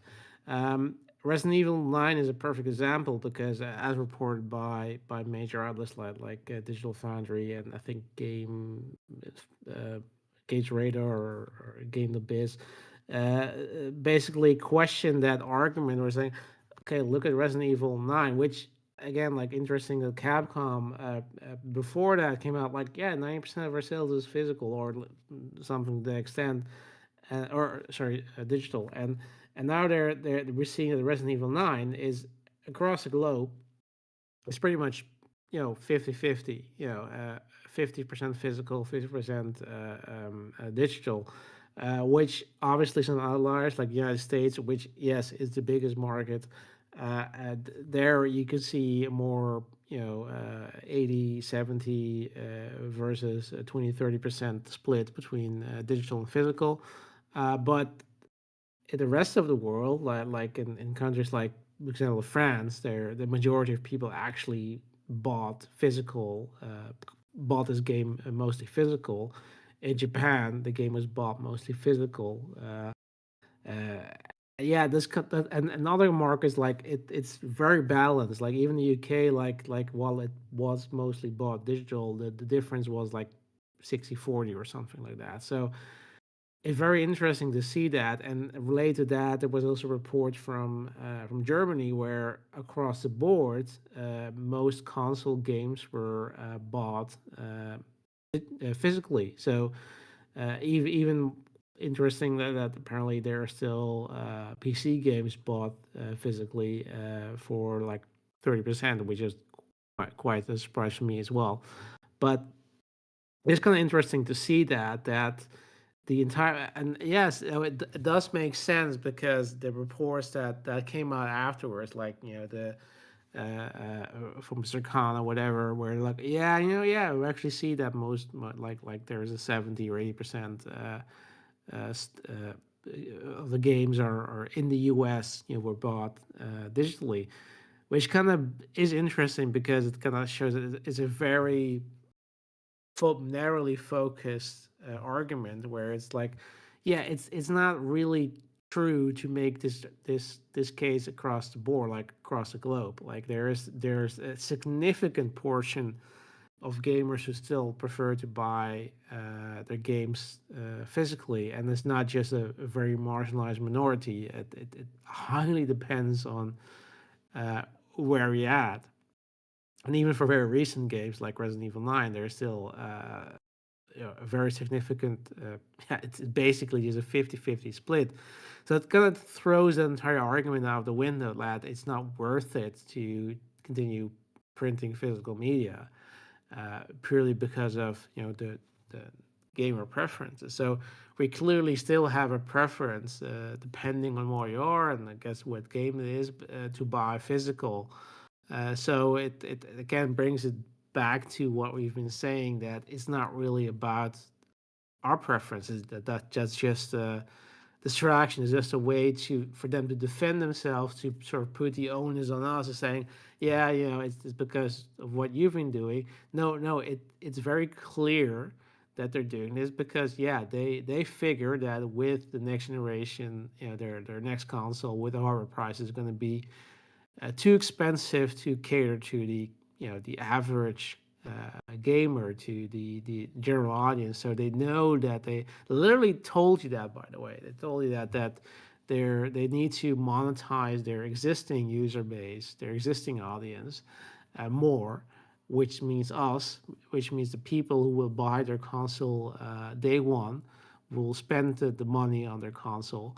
And they figured, okay, yeah, the best way to do that is cut away the physical market, because yeah, then will prevent them from reselling their games, for buying the games secondhand. To we're gonna get a little more from the total sales because we don't have to pay the retailers, and we can control the prices because obviously that's the end game.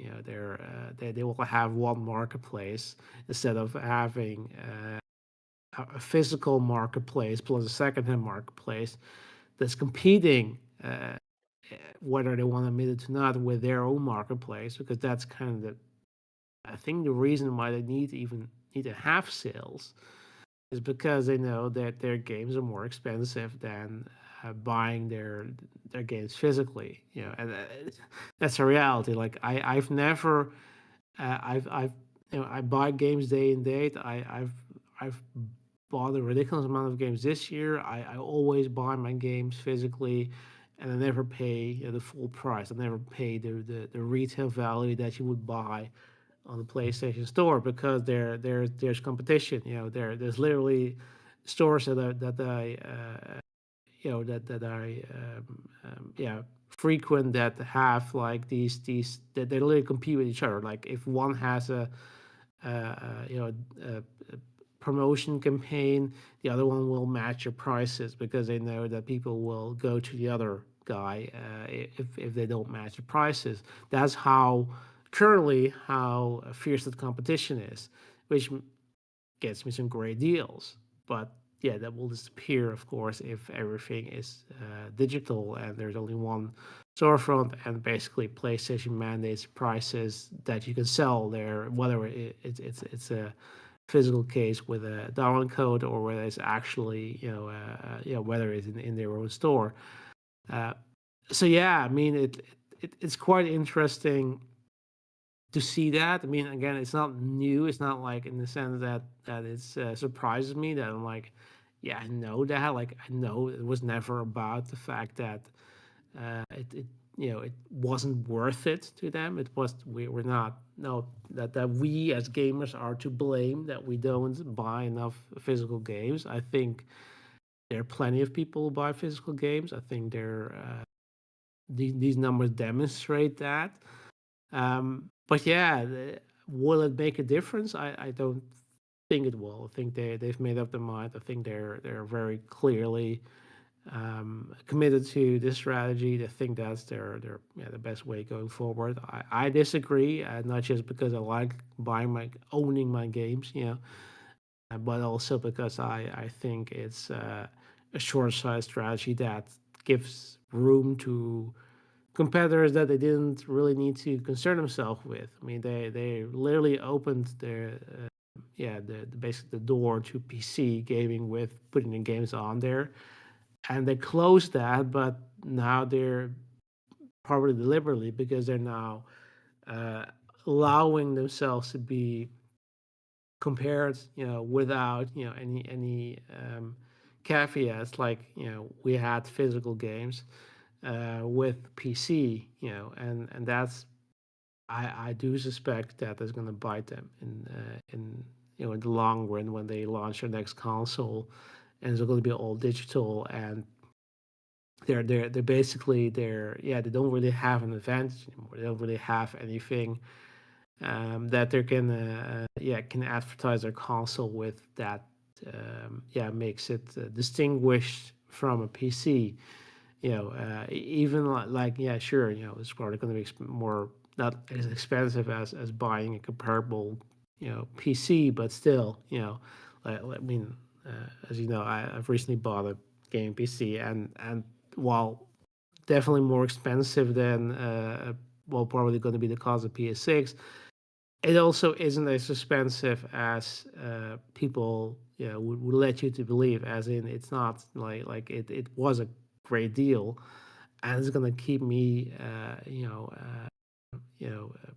basically fulfilled. It fulfills my gaming needs for the foreseeable future. I don't need a PS6 to play the latest games, the latest multi-plat games in in the best possible performance. Like that's not what's going to be offering me, and it's not going to be able to convince me with the convenient way that Gambit will work is betting on the brand loyalty, and I guess the sort of convenience or the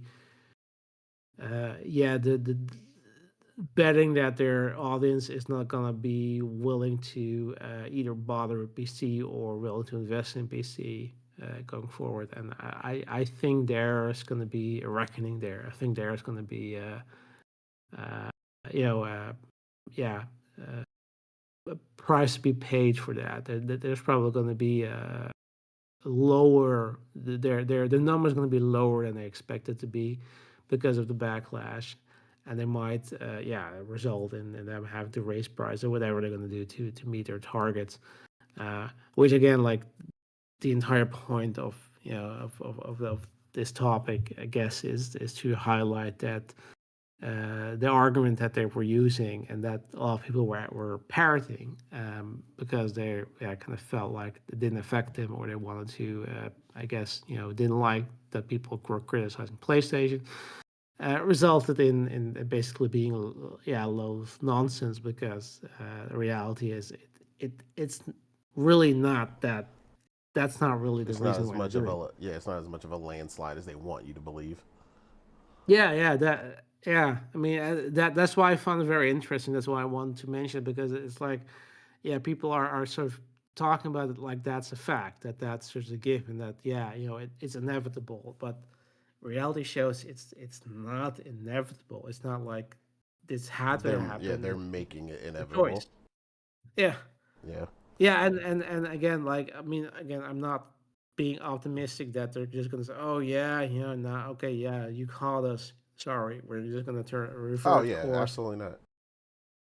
They're not gonna do that, but um, again, it does show you that we know what the real reason is. We talked about, and that sense, this just confirms it to me, what the real reason is, and um, yeah, it makes me more confident in my choices. Okay, I bought a gaming PC to fulfill my future needs of gaming, and it does, also, yeah, and we will probably talk about in the coming topic, but also kind of questions the wisdom of the PlayStation leadership. Like they're really gambling here, like high stakes poker, where they're like, I understand again where they're coming from. I do, like, I'm not saying that I don't understand the logic behind the reasoning.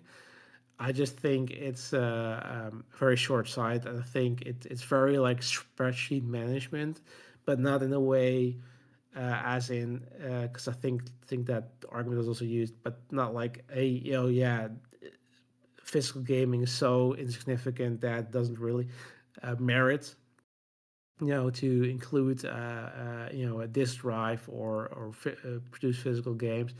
No, it's more like the spreadsheet is like, okay, we figure out that we can make more money by just cutting out physical, by just forcing people to buy digital. And I think the thing that didn't account for is the drop off that will result in, because you're simultaneously increasing your margins because you're limiting options to people, but you're also making people aware of the other options they have.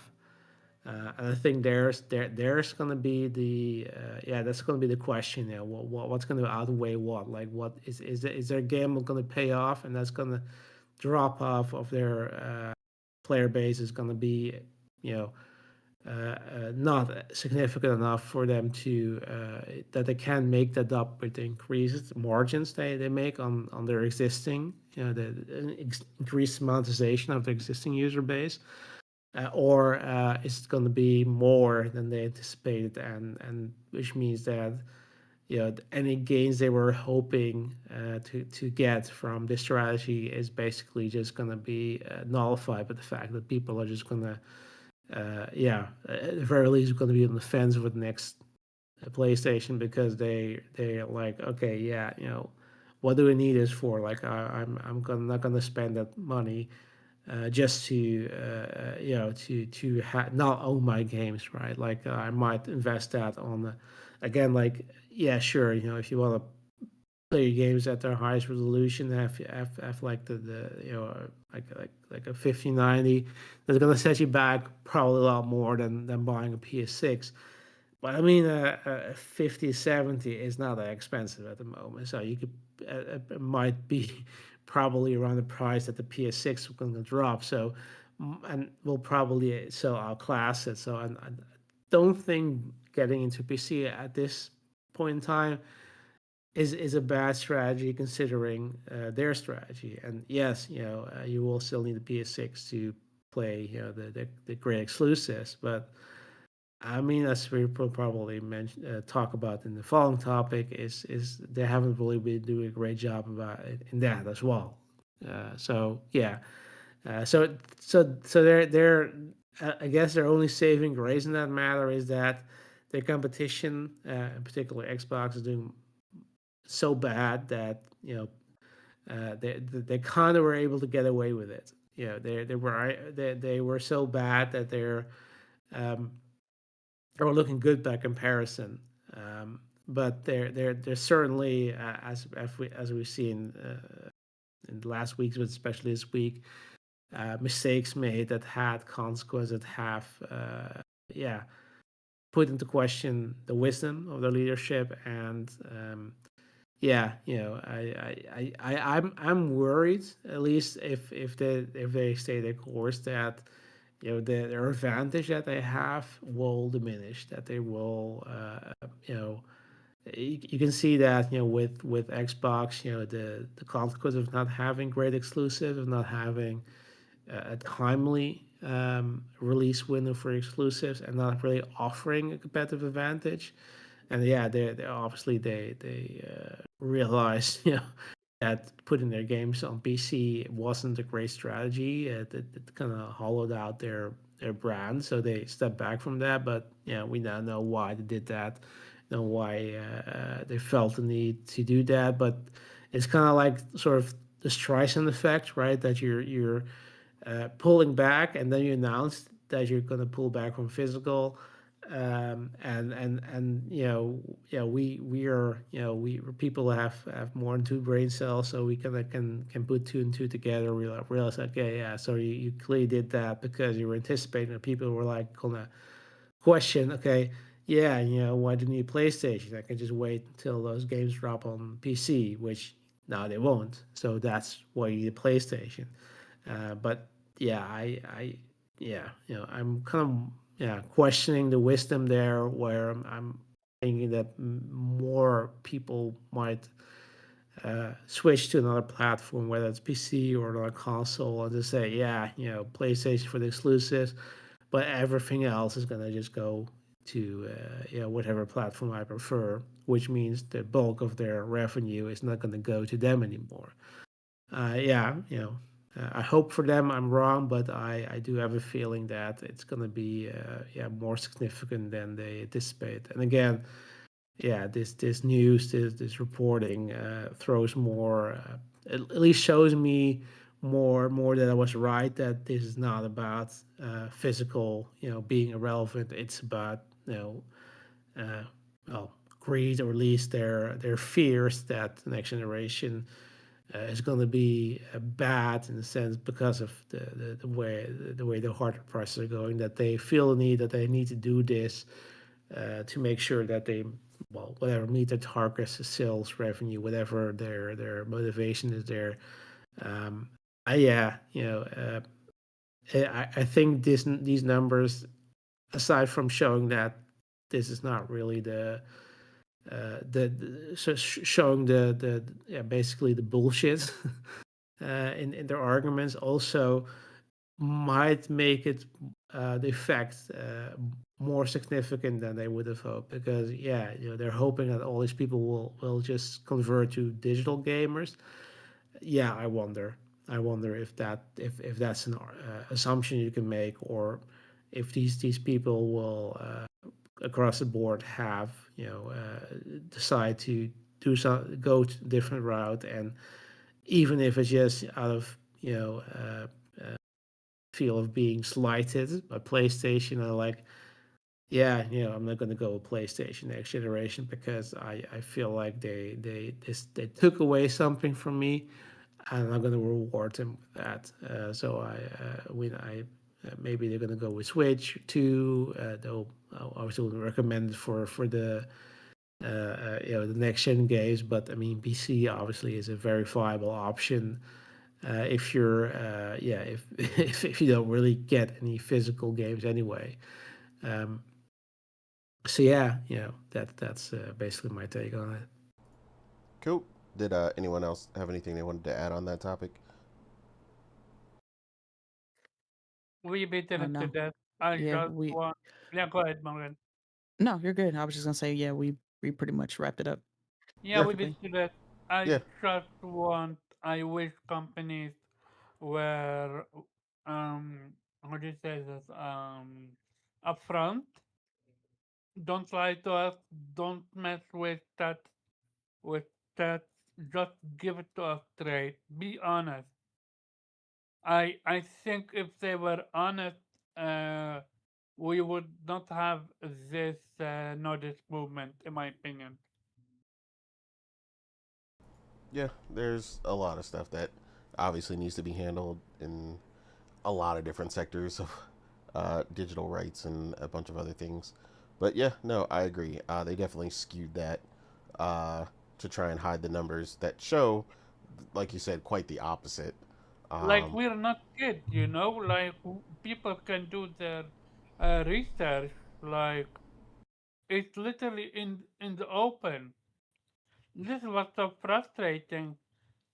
They want to treat us as adults with decision making, but like they're treating us at the same time like kids. Like no, it doesn't work like that. And yeah, we're gonna see what's gonna happen. And you said that next gen it's gonna be the reckoning. Kind of.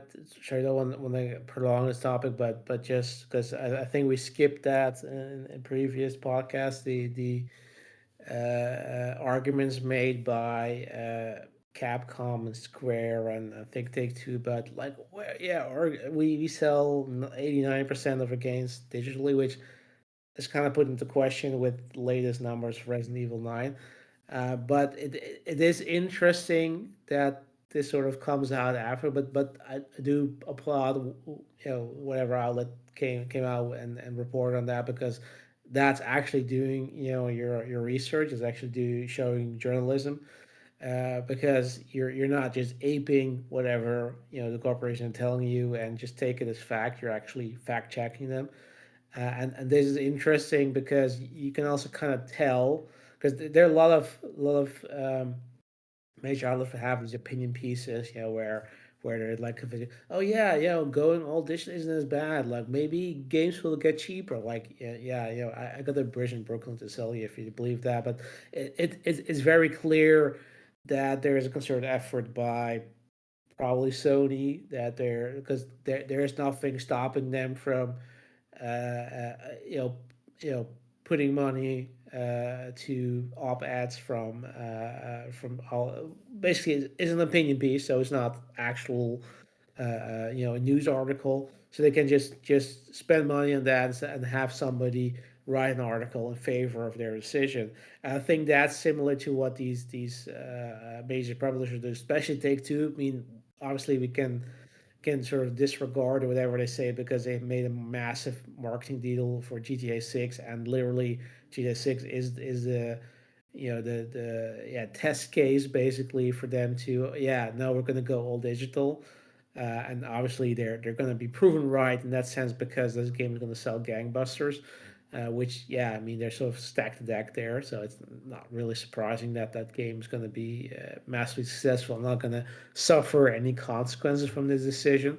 But yeah, it's not surprising that Take Two and other major publishers are playing defense for Sony, because they have a stake in this. They obviously have. They don't want to upset the relationship with Sony. Might even have been asked to do them a favor, and they're not really suffering from this in the sense that they're because they get the same cut. I would imagine they don't really get, like, they don't have to pay a retailer. That's Sony's decision to print their own disc and keep everything in house, so they don't really suffer from that in the sense that they get less of a cut or more of a cut if their games are bought digitally physically. The only backlash probably would face is obviously that if that somehow affects their sales. But that's kind of thing, like, yeah, if their games are in everywhere and people will just move to PC or whatever, because they still want to play their games. Yeah, again, they're not affected by this, so obviously they don't really have they have, I'm not saying they have not a dog in the race, but they don't really have a reason to, unless they want to sort of ride the wave, because obviously a lot of people are buying physical right now and saying, hey, we are with you guys, buy our games, because I see some companies coming out and say that, yeah, you obviously don't really have a reason to upset basically the biggest platform right now, that's basically where you make the most sales of your game.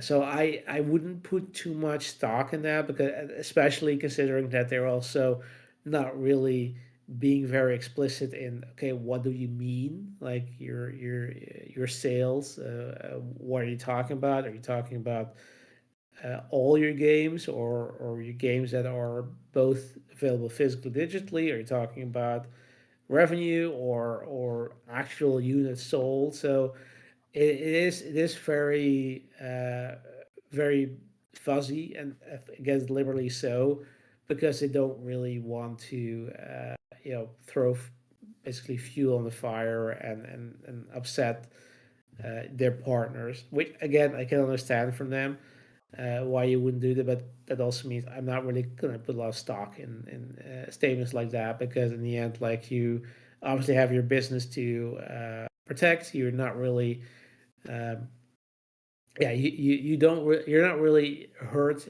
either way. So it's probably best to play it safe and not rock the boat if you can help it.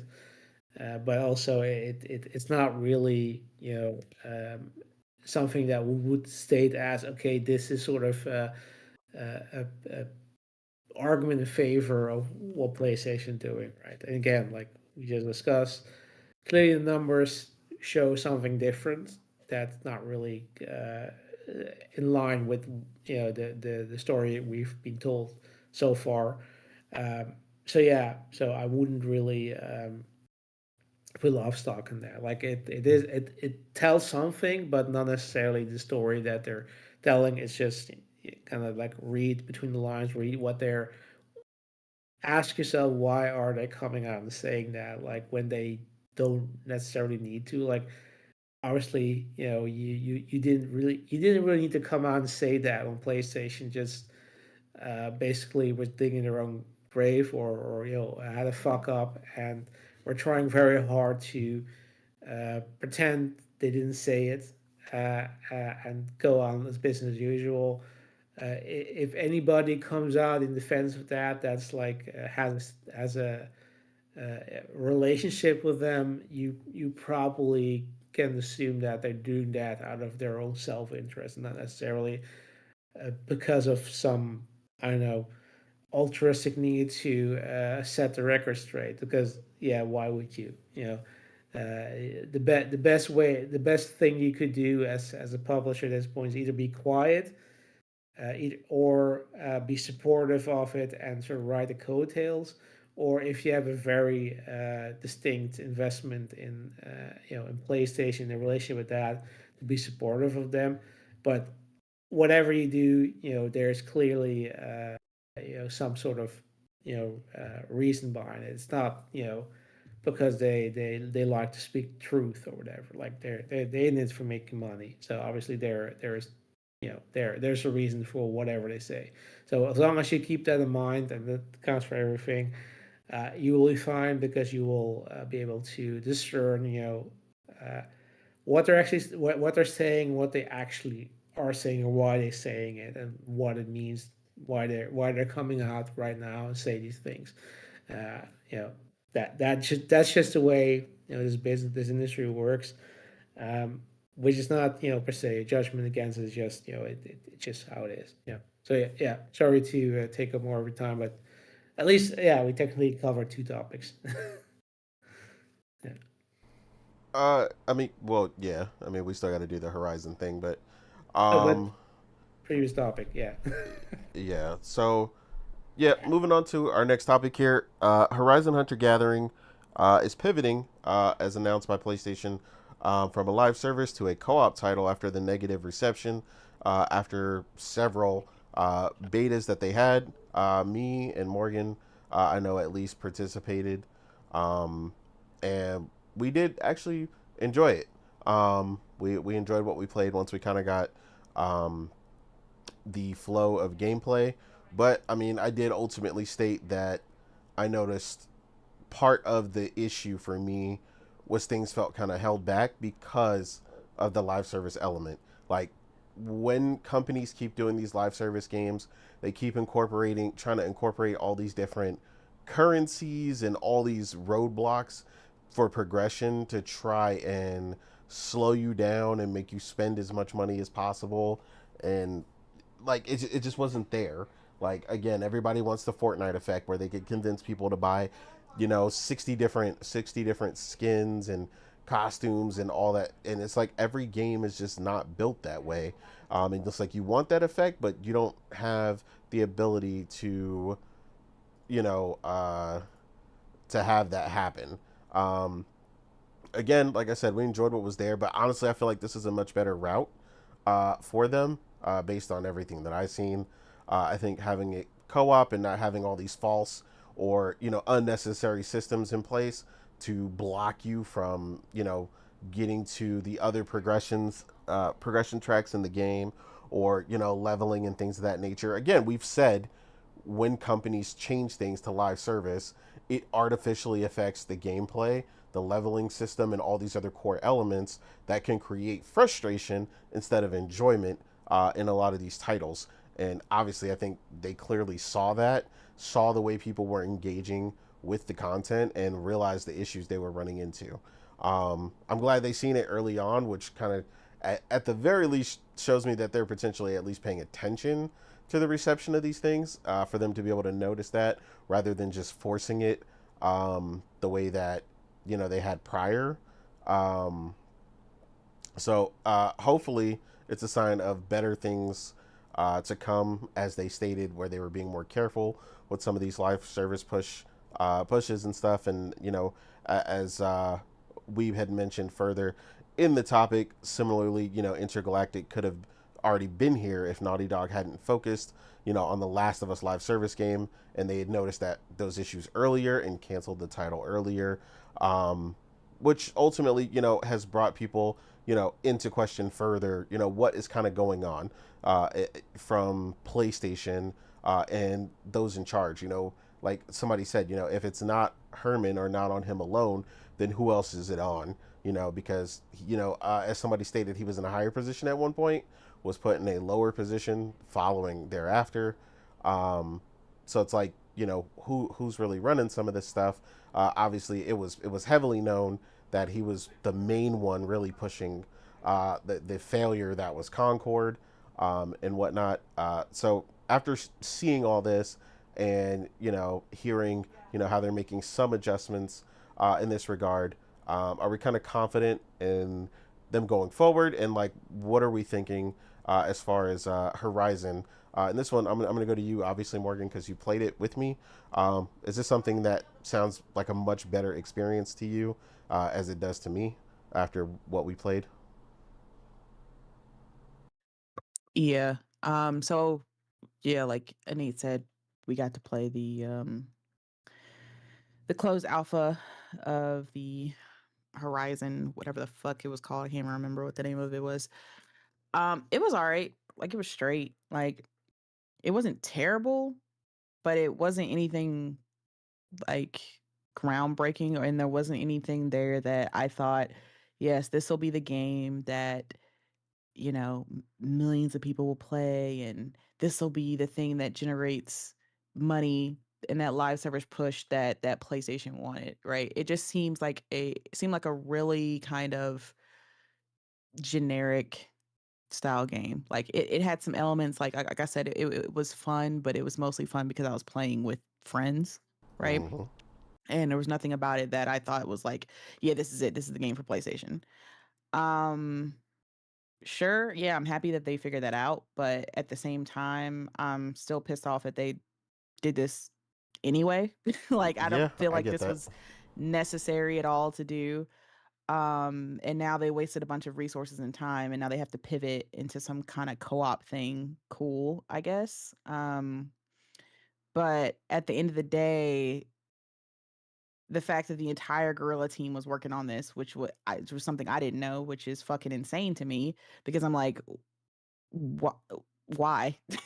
This doesn't seem like Right? it doesn't seem like a type of game that takes the entire team to be working on, It really right? doesn't. So the fact that this was the game that they were spending their time on, and production of whatever's next, which I would assume would be Horizon 3 as far as the single player games that they're working on, um, is essentially has not been started yet, is fucking insane to me. I'm like, "What?" So it's been Horizon Forbidden West came out in 2022, and it is now 2026, 4 years later, and they have not even started on the next Horizon. So that'll be like another 4, maybe 5 years for that. So we won't get that until like maybe halfway through the PS6 generation. Um this whole live service push from PlayStation has been a absolute debacle. It has been fucking terrible. Um from the business aspect, I get why they're doing it. I've said this multiple times. I get the reason why, right? They are relying very heavily on on third party live service games as far as recurring revenue goes, and microtransactions and loot boxes and all that shit, right? Like they get a lot of money from Call of Duty, like a ton. But at the end of the day, Call of Duty is owned by Microsoft. And yes, there's a 10-year contract on that, but who's to say that at the end of that 10-year contract, Xbox doesn't get bold and just says, fuck it, we're going to make it an Xbox and PC exclusive, right? And then that ends PlayStation's dominance when it comes to Call of Duty, and all of that money that they make from Call of Duty is just gone now.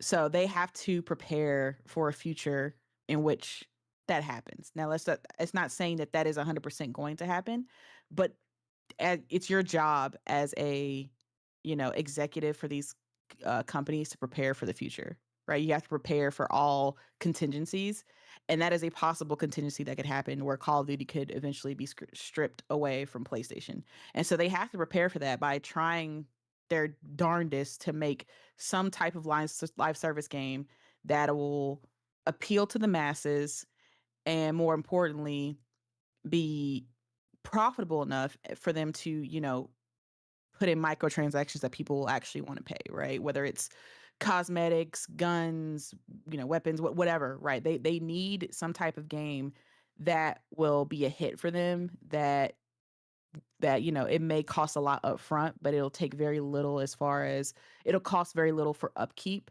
that they can just continuously give updates to and do seasons or whatever, right? And continuously pump out content that gets people excited and gets, like I said, a recurring revenue for them.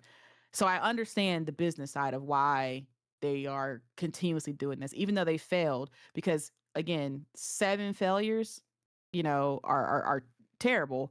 But if you just get one that hits on all cylinders, and again, the failures don't matter. Like I said, like the comparison I said, where you may spend like 1,000, or $5,000 a year on lottery tickets, and that's $5,000 going to waste. But if you finally hit that Powerball of $500 million, that makes up for all those thousands that you lost, right? At the end of the day, you will get 600 times what you lost, right? And that's PlayStation's thinking going into this live service. That's why they're okay with continuously losing millions of dollars, because they're hoping that they'll make it up on the back end for that one hit that they're trying to get. So again, I understand the business side of it, but the actual process of them doing it is just, they need to figure out a better way to facilitate these live service games. And I think the major problem when it comes to these live service games, is that they put their studios, right, their lead studios that are known for these groundbreaking first single player third person action adventure games, right, that are beloved by all and have put PlayStation on the map. They put these people who have never really, these studios that have never made live service games, and say, you're going to make a live service game now. And the fact that they thought that would work is what kind of baffles me, because again, you have essentially trained and catered these studios, nurtured these studios to become the studios they are now, which are these, again, cinematic kind of powerhouses, and expect them to completely change the type of game they make. Okay, we know you're good at this one type of thing, but we need you to make the opposite. Like, I get it. It was a panic state when, again, because Xbox bought Activision, and we found out in what, 2021 or 2022 that they were in talks to purchase Activision, but PlayStation knew well beforehand, because when these type of deals go down or they're being talked about going down, everybody the people who need to know. The upper suits of PlayStation knew that this was about to happen. And so everybody in PlayStation panicked.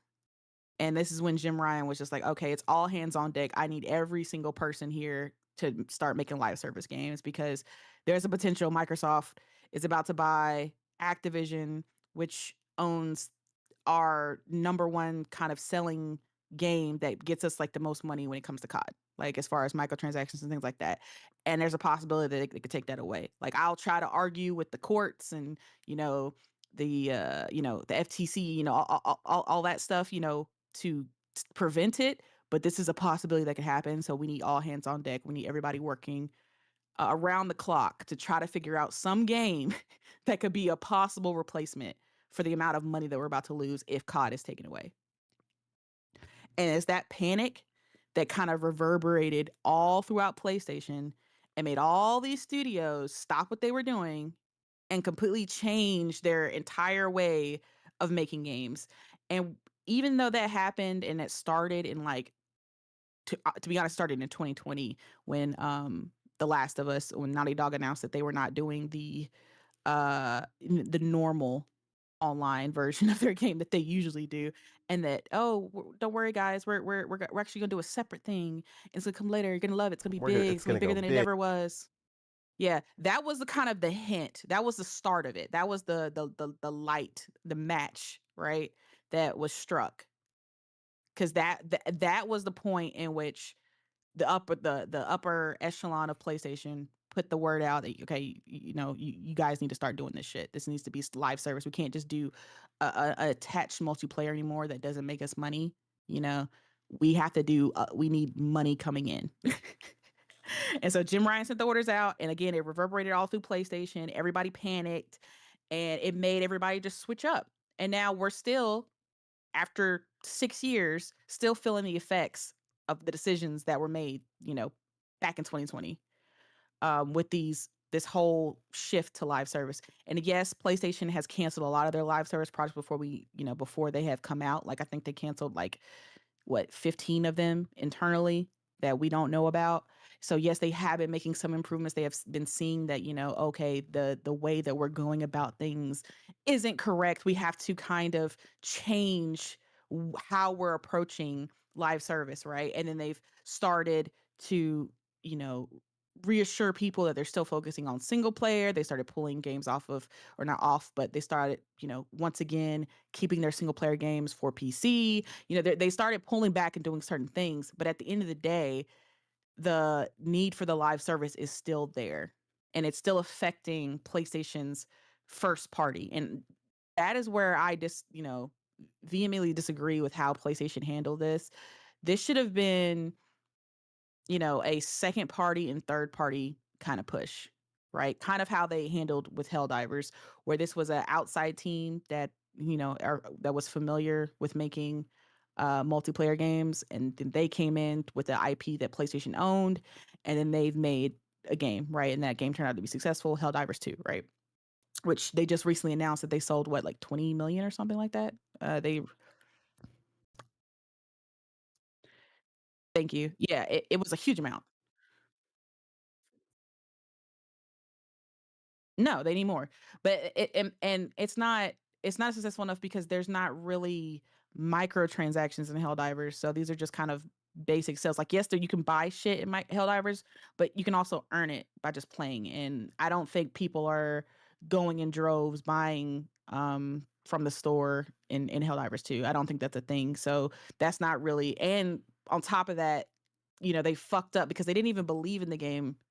Let's start with that. They didn't even believe in the game to begin with.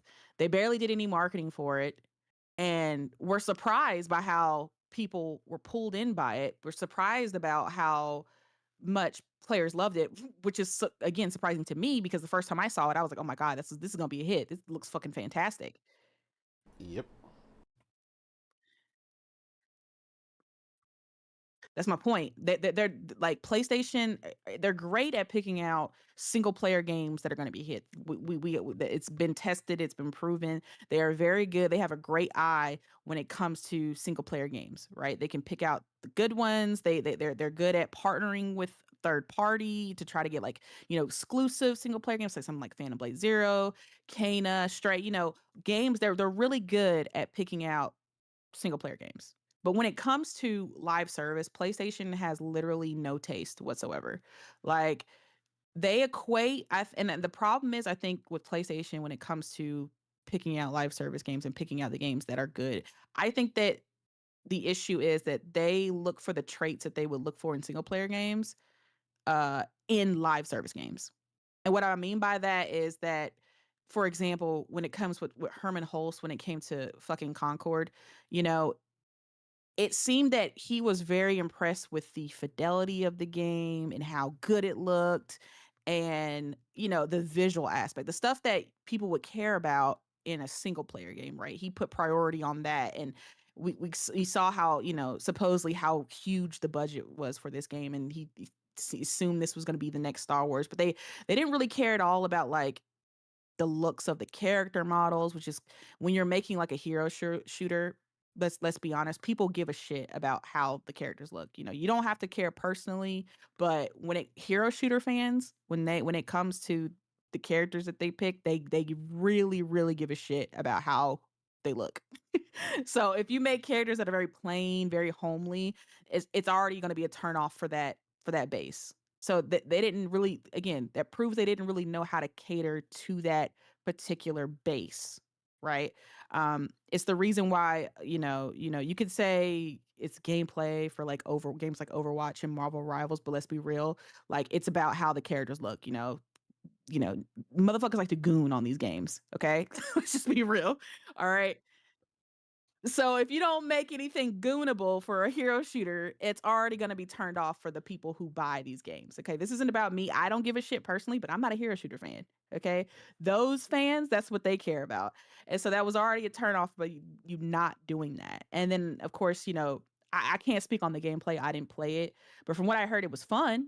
But again, it just wasn't fun enough because it didn't really capture anybody like that, right? And then of course we all know how it went. They had to cancel it within like a week. So it's just, PlayStation doesn't really know anything about it. And again, back to Helldivers, it got so bad that, again, they weren't prepared because, one, the servers weren't ready to handle all the people that were there day one, right? It took me like 20 minutes to an hour to get into a game the first night, waiting, just trying to get the servers to empty up. And then of course we all know how PlayStation tried to get people to sign on PSN afterwards, right? Made it a stipulation. If you want to play the game, you have to sign in to PSN. Remember, it wasn't required when they first put the game up because, again, another sign that PlayStation didn't believe in the game. They were just kind of funding it and like hoping it might do okay, but they didn't realize that they had a hit on their hands, so they didn't bother to make PSN a requirement day one. And so they tried to do it later, and then we know how that ended. PC basically revolted, started mass refunding the game, and PlayStation had to come out and give a public apology. Like, wait, sorry, never mind. You ain't gotta do that. Sorry, don't worry about it. Just play it. Come back, essentially. Um, so again, there was a clear winner right there with Helldivers 2, and they just ignored it. But they put all their funding in Concord, and then of course we have Bungie with Marathon. And I personally think Marathon's a fun game, but again, I had to, my friend gifted it to me. Shout out to Will. But he also basically had to explain everything in the game, because honestly, if I had come into this game just by myself, still playing with friends, obviously, because it's an online game. But if I had to learn everything, like how to, equip my weapons, which faction to choose, and how to do all that shit, I would have been lost, because it's very complicated to get into. And Will did a very good job explaining it to me. But if I had played it by myself, I would have given up. And I think that's kind of a problem with Marathon. It's just kind of, it's hard to get into. But once you do get into it, and people who stick, through it, end up staying and they have fun. But that initial hurdle kind of pulls people, pushes people away. And so you have Marathon that's also, essentially barely hanging on right now. Um, and now then we have this with Horizon Frontiers or whatever the fuck. Again, cool game. Nothing great though. So it just kind of spoke to me. I was like, yeah, see, Gorilla needs to get back to what they do. They wasted a bunch of time, a bunch of resources, and now the game that people actually want from them, which is like the next Horizon or whatever, the next single player game from the studio, because that's what they're known for, right? And especially they're known for that damn engine that everybody loves, the Decima engine. They want to see what they can pull off with it next because it's a fantastic engine. And so instead of focusing on that, we got this, and we're gonna pull back, we're gonna make it co-op. Okay, cool. I don't really care though. I want Horizon. I don't give a shit. Like, I don't care about some co-op Horizon game. But again, this also comes back to Herman Holst, like, him being from Gorilla and having a boner when it comes to Horizon, that he feels like the Horizon has to be like the Mario for PlayStation, where it has to be everything. Oh, here's Horizon in its normal form in Horizon Zero Dawn, Forbidden West. Okay, let's also put it in Lego. Okay, let's also make it a multiplayer game. Okay, let's also make it an MMO. Like, it's just like he's just doing too damn much when it comes to Horizon. Like, and again, that's because he comes from there, so he has like a special place in his heart for Horizon. He wants to do every damn thing with it and turn it into every fucking thing. And I'm just like, you just need to focus on what Horizon's good at. Okay, stop trying to turn it into other shit. Just keep it what it is. Keep making the single player narrative games. Keep giving us, Aloy and her adventures with, everybody out there, and just do that. Like, nobody asked for you to turn it into 16 other genres, but he wants this to be the big hit within PlayStation. Like, essentially, again, they're Mario. But we've seen the repercussions of PlayStation making all these studios do all these things. Like I said, Naughty Dog, Intergalactic, God knows if it'll release. Like, I'm hoping this is a 2027 release, so at least they'll have one game for this generation. But again, because of that damn live service game, shit got pushed back, right? Uh Ben Studio also was making a damn live service game that got canceled. We don't even know what the fuck they're doing now. Um, if they're coming up with something, if they're doing, like, at this point, shit, fuck it. Just I'll take a day's gone to it. So at this fucking point, like, it's just it's just so frustrating to be a PlayStation fan sometimes, like, especially lately. It's just they've just been making so many stupid ass choices lately that, obviously, hindsight is 2020. Obviously, we can say that now, like, oh yeah, obviously all these choices were stupid. But again, I get the business aspect of it, but it's the the way they went about it has just been incorrect. If it was me, I would have made this like I said, a second or third party thing where I outsource multiplayer games to other studios, or essentially do what they did with I forgot that one studio they had but closed, the one that was made with the old Call of Duty veterans. Um I can't remember the name of the studio that they had. They were working on some multiplayer game, then that ended up getting canceled as well. I don't know why that got canceled. I mean, we'll never know, I guess. But I would have regulated all of this to people who aren't my first draft picks, right? I wouldn't give given this to Naughty Dog or Gorilla or Santa Monica, or Insomniac or Sucker Punch, whatever. I wouldn't have made them do anything. You guys keep doing what you guys are good at.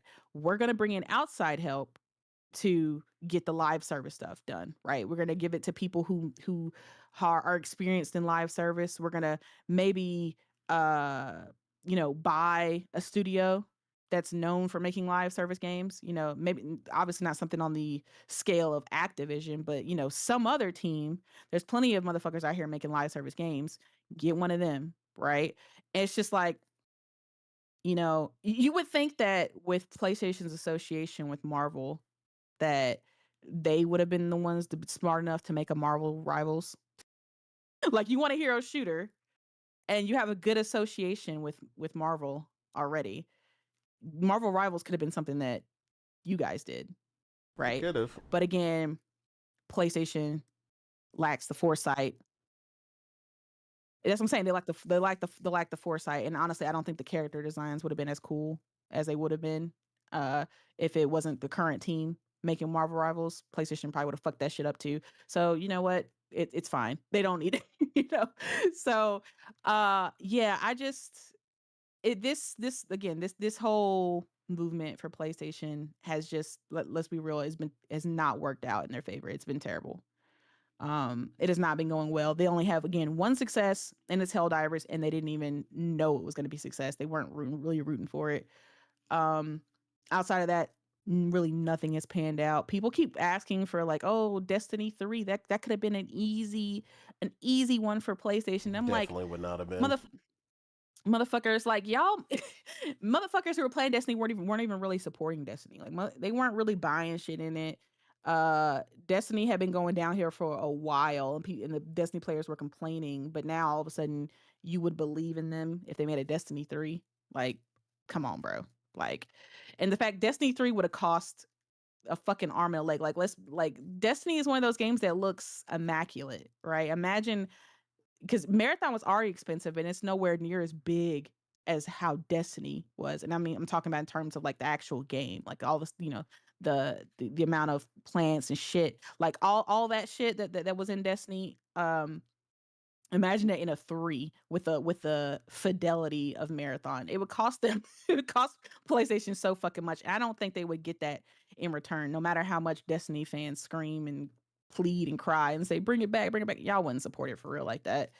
Um, so I understand PlayStation's kind of, you know, reluctance in bringing Destiny back. Maybe when the going gets tough, and if Marathon, you know, ends up not panning out, maybe they'll give Destiny 3 a try, or maybe they'll just fucking close down Bungie, because that's what PlayStation likes to do. They just like to close shit. So maybe they'll just close it. I don't know. But at the end of the day, them purchasing Bungie, when they made that announcement, for one, I'm not a Bungie fan, so I didn't really give a fuck. I was just like, okay. Like, I didn't care. But I don't think that personally was a great investment, because Bungie was at the end of their rope, and that's probably why they were so fucking cheap anyway. Um, they were desperate to be bought out because they were essentially about to be closed. So, you know, PlayStation came Yep. through, swooped them up on a good deal, and was like, "Oh, don't worry, you know, we'll buy you, and then we'll take your expertise, and we'll launch you within the PlayStation studios, and allow you to go to all the different studios and tell them how to make a live service game." And that just panned out so perfectly, didn't it? Um, yeah, everything about this just screams desperation, because this is what happens when you are reactive instead of proactive, right? This is a move made out of fear. The whole live service push was a move essentially made out of fear. It wasn't something PlayStation was planning on doing, but again, because Xbox came out here and started, you know, buying up all these studios and publishers, PlayStation went into panic mode, and they started being reactive instead of how they usually are, which is proactive. And that's how they were operating in the PS4 generation. They were being proactive. They were making all of these great games that people, you know, they were reinventing the wheel when it came with God of War. They were, you know, out here, you know, just the champion of the generation. And then started the PS5 generation scared as hell with Xbox's moves, right? Um, I don't know how they're going to fix this situation. If I was in charge of PlayStation, I would have made it, honestly, I would have made it a mandate. Everybody just, you know, stop. Just stop. Just drop what you're doing. Go back to what you were doing before Jim Ryan told y'all to do something else. Just I mean, they had fucking, obviously, I know it came out that it was Blue Point's idea to make a God of War live service game, but PlayStation should have never greenlit that shit. Because I would have been like, you guys have never made a live service game before, so why are you coming at me asking for permission to do something that you don't know how to do? That's going to be a waste of time, and it's most likely not going to turn out good. So how about you go back to the drawing board, bring me back like a remake or an original idea that y'all want to do that's not a live service game, and then get back to me. Like, them greenlighting a God of War live service game, it was crazy to me. And now, of course, Blue Point's gone, right? Again, another tragic loss within the PlayStation uh history books over here. So it's just, to me, nothing good is coming out this besides Helldivers 2. I had, you know, I don't really play it anymore. I had fun playing with it, playing the game while I did.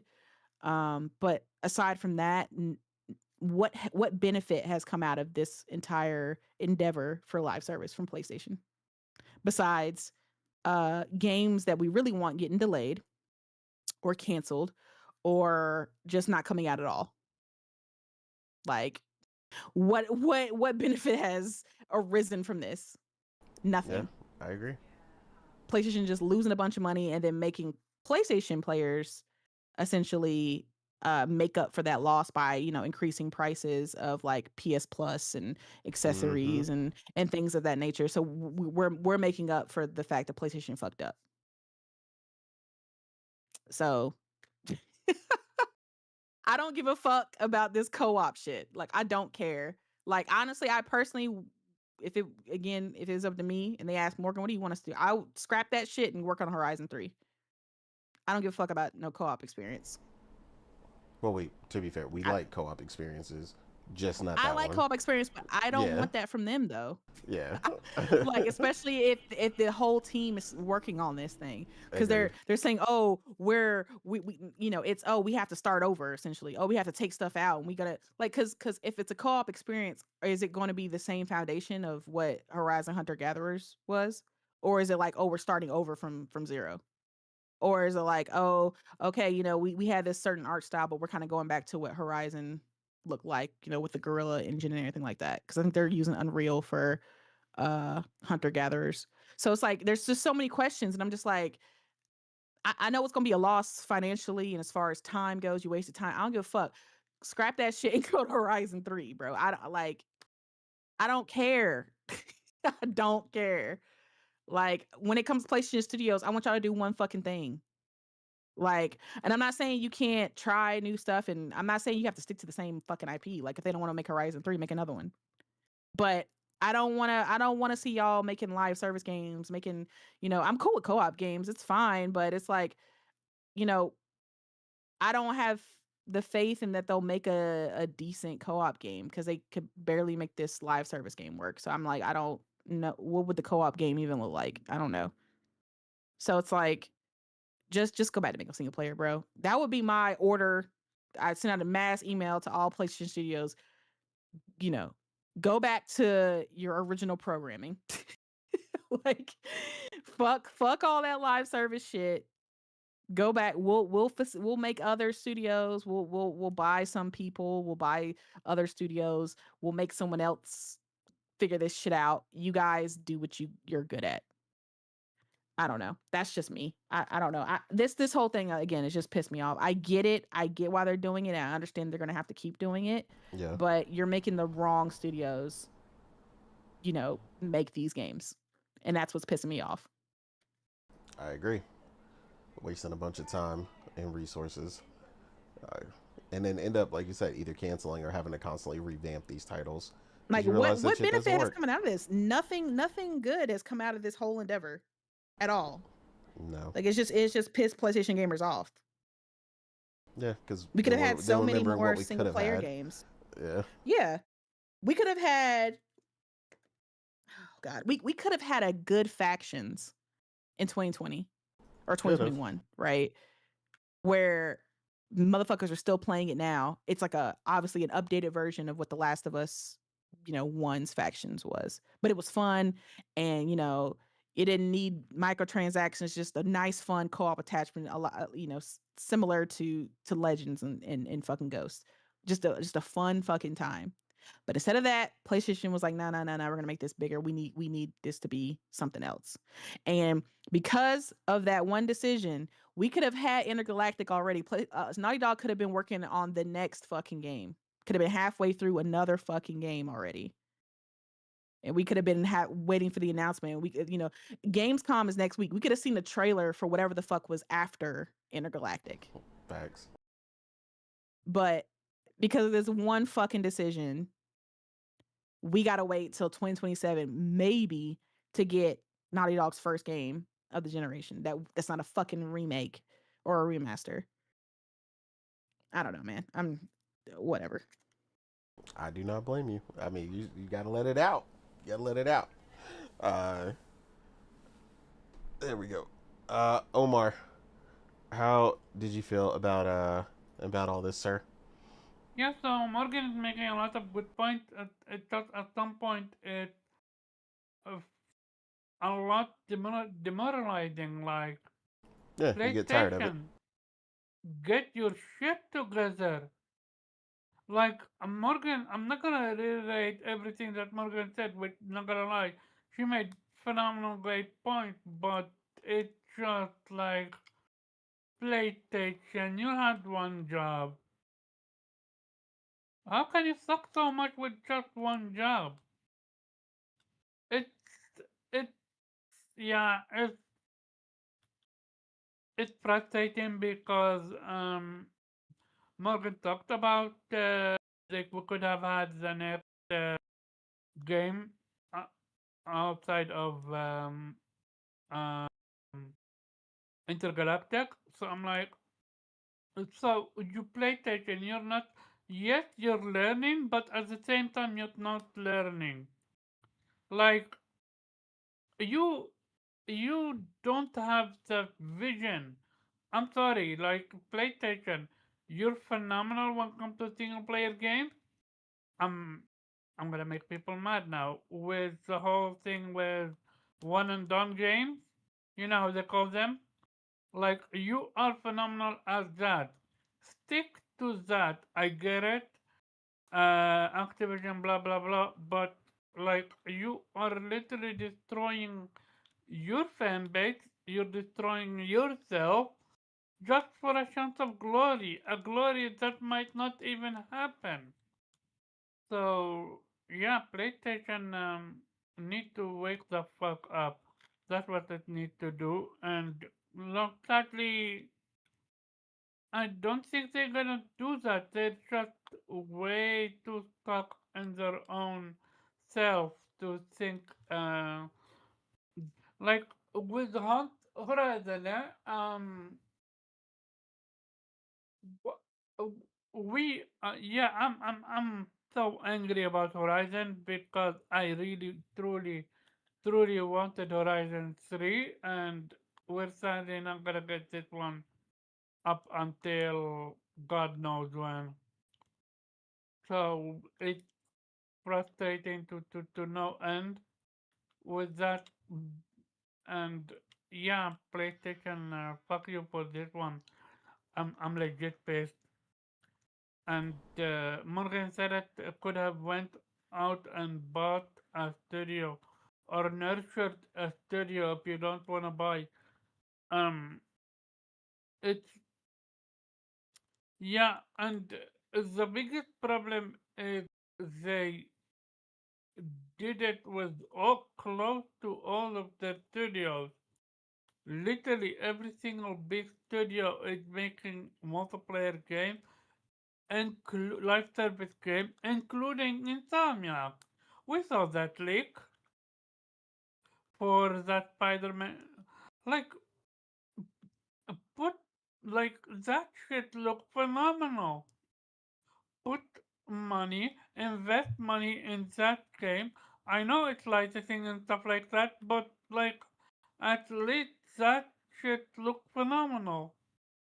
And I just don't understand why can't they just take the single player formula, which we know is phenomenal, and turn it multiplayer. Forget live service. Make it multiplayer if you want to make it multiplayer. Because you Multiplayer clearly, doesn't make money. yeah, but you, okay, so, but how much money are they wasting with series reboot? This is what, the second? With No, what? no, no, no. The third game that they either rebooted or cancelled, and a studio closure and everything in between. Like, are they not losing money from all this shit? What reboot? What are you talking about? The Hunter Gathering is getting a reboot, right? Yeah, I mean, yeah, Yeah, I so this guess. is one. Um, Faction got rebooted and then got cancelled. So are they not losing significant amount of money on this? They don't care. They just want it because at the end of the Is day, it literally a I, like drop? like like I said, it's Yeah, not about losing the I heard money. what you It's said. about b- hoping to get that 1 out of a million game, because then all that money won't matter. But is that enough to? Is one game enough to pay for all that mishap I mean, that's if they get a happening right now? Fortnite or a COD or something like that, yeah. We are in a rough place, and they're never gonna stop. Sadly, Yeah, that's what I said. They're not. They're not gonna stop. They just need to figure out a way to do it better. That's the problem. it's crazy. It's frustrating because we all play PlayStation, but right now they're looking far worse than even PlayStation 3 era, in my opinion. At least with the PlayStation 3 era, they wise the fuck up and realize what they're doing is terrible. But now they don't have a Yoshida to wake them up. They and their leader is strictly business. He doesn't seem to be the type of person that. Yeah, I don't know. I'm frustrated, but let's move on to someone else. Yeah, we. Did you have anything else you wanted to add to this topic? Um, you guys kind of covered it all. It just yeah, it's disgusting really to think about that because they were chasing that dragon, because they were going all in on live service, that we're now missing out on, intergalactic probably would have come out yet already. We yeah, Gorilla literally doesn't have a PlayStation 5 exclusive this generation because Horizon 3 is way off.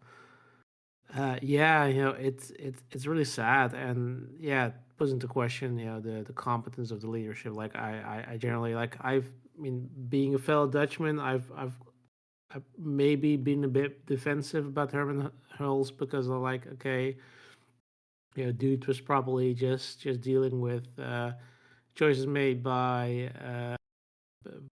Jim Ryan, and the uncertainty of the Activision deal, which now clearly shown that despite the fact that Microsoft owns Call of Duty, it doesn't really change anything and probably won't change anything because how much money they would be losing if they actually did make Call of Duty exclusive to Xbox. Um, but yeah, I mean, it is like, I mean, I'm sorry, but I generally at this point think that Herman gotta go, or whoever is really in charge there, because it is clearly that they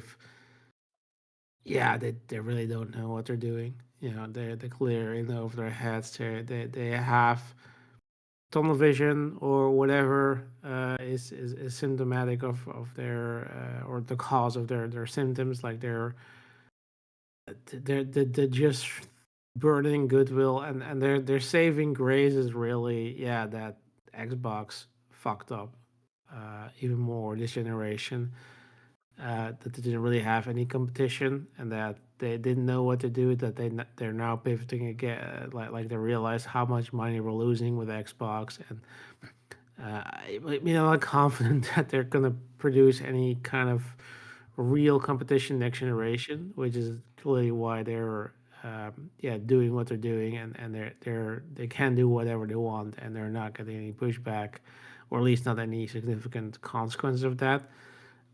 But I mean, it's very clear that current management doesn't know what they're doing, and they're really threading on thin ice. They really don't. They're gambling away all the goodwill, all the potential the PlayStation had and their studios have, and yeah, I'm really worried about next generation. Like this kind of thing. Like, we're kind of thinking, okay, it's not gonna have any effects, or we're still gonna get their great games next generation, and it's gonna be business as usual, even if they're and they're gonna pivot away from physical, and their console's gonna be hella expensive, and they're still trying to tip their toes into live service. But I mean, I know, like how sustainable is that gonna be uh, going forward? Like I really hope that they're gonna get back on their feet, or find their sort of the direction that they're were known for, the PS4 generation, and they're doubling down on double down on their physical on their sorry uh, on their single player games. I mean, I know that the physical thing is gonna it's the ship has sailed. I have no hope that they're gonna reverse track on that, but I still hope that they are gonna make um try to just make the best of what the lot that the cars ever dealt with. But I definitely think they need some um, yeah, fresh talent, and it is kind of a shame because I kind of had hopes for him because he came from being a studio head, so he wasn't a suit and no gaming. He's not an Asha who doesn't know, who is coming from an AI background, has no clearly no. Um, experience or interest in the gaming topic, which doesn't necessarily mean you're going to be bad at your job. But the problem is clearly that you don't know what gamers really want because you're not a gamer. And with Herman, you kind of hope that he knew what because he had that experience. He had to ship games himself, and clearly I think he was just over his and still is over his head. Like he's just um, clearly is just trying to continue whatever direction was set by his predecessors, by or predecessor by by Jim Ryan, and he's trying to so I guess whatever the shareholder what management wants to hear, live service, yeah, that they probably like that, but doesn't really know how to deliver, and he's sort of burning the goodwill PlayStation has had since the PS4 generation, and he's really really gambling away reputation of these studios because you're only as good as the last game you delivered. Like if these studios are not able to deliver the experience that people are expecting from them, yeah, I don't know. Like it's going to be a massive risk for these studios. Like, and it's not just like the fact whether or not their game is going to sell, or they're going to have a game that's going to do gangbusters or whatever. But also like you know if you're not delivering, like they've clearly PlayStation clearly shown the generation that they will just close you down if you're not making money for them. And I'm really worried that if they're going to continue this going on this path, that they're sabotaging their own their premier studios by just forcing them to go down this path, or have forced them to go down this path, whether it's intentional, or just kind of suggesting that you guys do need to do live service, or you're not going to get your game greenlit, that they're that they might not be able to recover from that, because that's kind of thing. Like if you have a single player, if you just make single player games, and one is a dud, you can make it up with the next one, even if those games have got a lot of money. But if you waste an entire generation working on a live service game, and that didn't pan out, and then your next game is a single player game, that obviously will take more time to deliver, and that's not going to pan out, or that's not going to make the money that your management, the shareholders were expecting. Yeah, I'm kind of worried if that doesn't have an effect for the future of the studio. Like I really would hate to see like Gorilla you know, yeah, dropping Horizon 3, and it's not gonna make the expectations, or not gonna meet the expectations that the shareholders hold, because I mean, Forbidden West was successful, but was not as successful, I think, as they had hoped. Yeah, I'm kind of worried if they're like, okay, yeah, maybe they have to scale down or whatever to, yeah, satisfy, yeah, whatever targets they've set. So yeah, I hate, like, it's an opportunity cost, as in for us, for gamers, because we don't get the games that we really want from them, or could have had by now, or at least could have had a lot sooner. I think there's a very, it's very like high stakes poker with these studios, that, like, yeah, these studios keep, like, you have to keep paying these developers, and if they, an entire generation haven't really delivered a game, or for the majority of the generation, and have to basically write off the expenses that you've made because they worked on a live service game that didn't pan out. Yeah, yeah, it's not fair, but you know, tennis race isn't fair. So I'm really worried that that's gonna have sort of a knock on effect that I really don't want to see play out.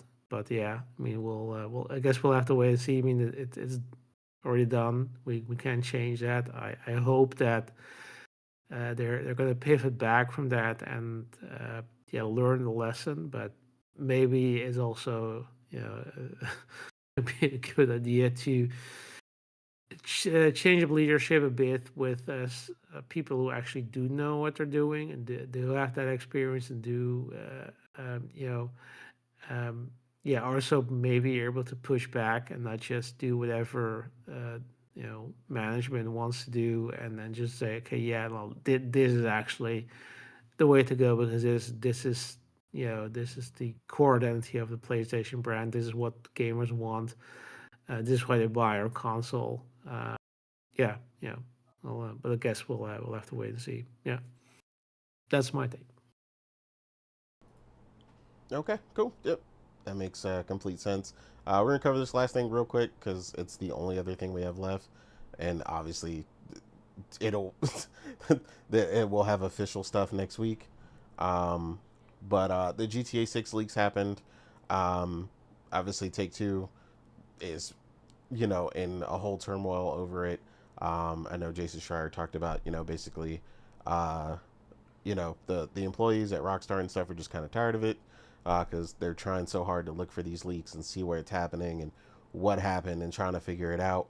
But obviously, we also saw, most of us have seen the footage, our impressions. Basically, has it changed your mind on anything? Where it's just reinforced it. For me personally, it's an easy W. Like, I wanted to see it. I saw it. I'm gonna see more in the official capacity. You know, where someone didn't record something clearly in the wrong setting with the HDR on, which washes out the color.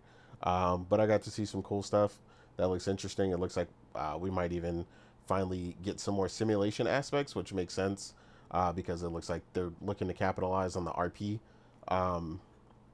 in the online once it takes place on their own servers, because of course they want to keep that in house. Rockstar wasn't really benefiting from people playing RP on a bunch of private servers, so if they can kind of bring that in house, I know they recruited some of the top RP server people and stuff like that.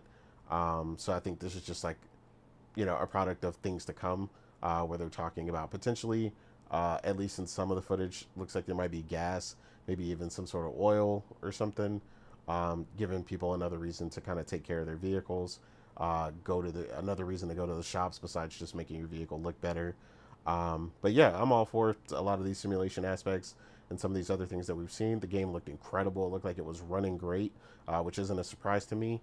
And yeah, like, I mean, I was already locked in anyway. So, yeah, nothing majorly changed for me. I was already day one. I'm still day one. Nothing's changed.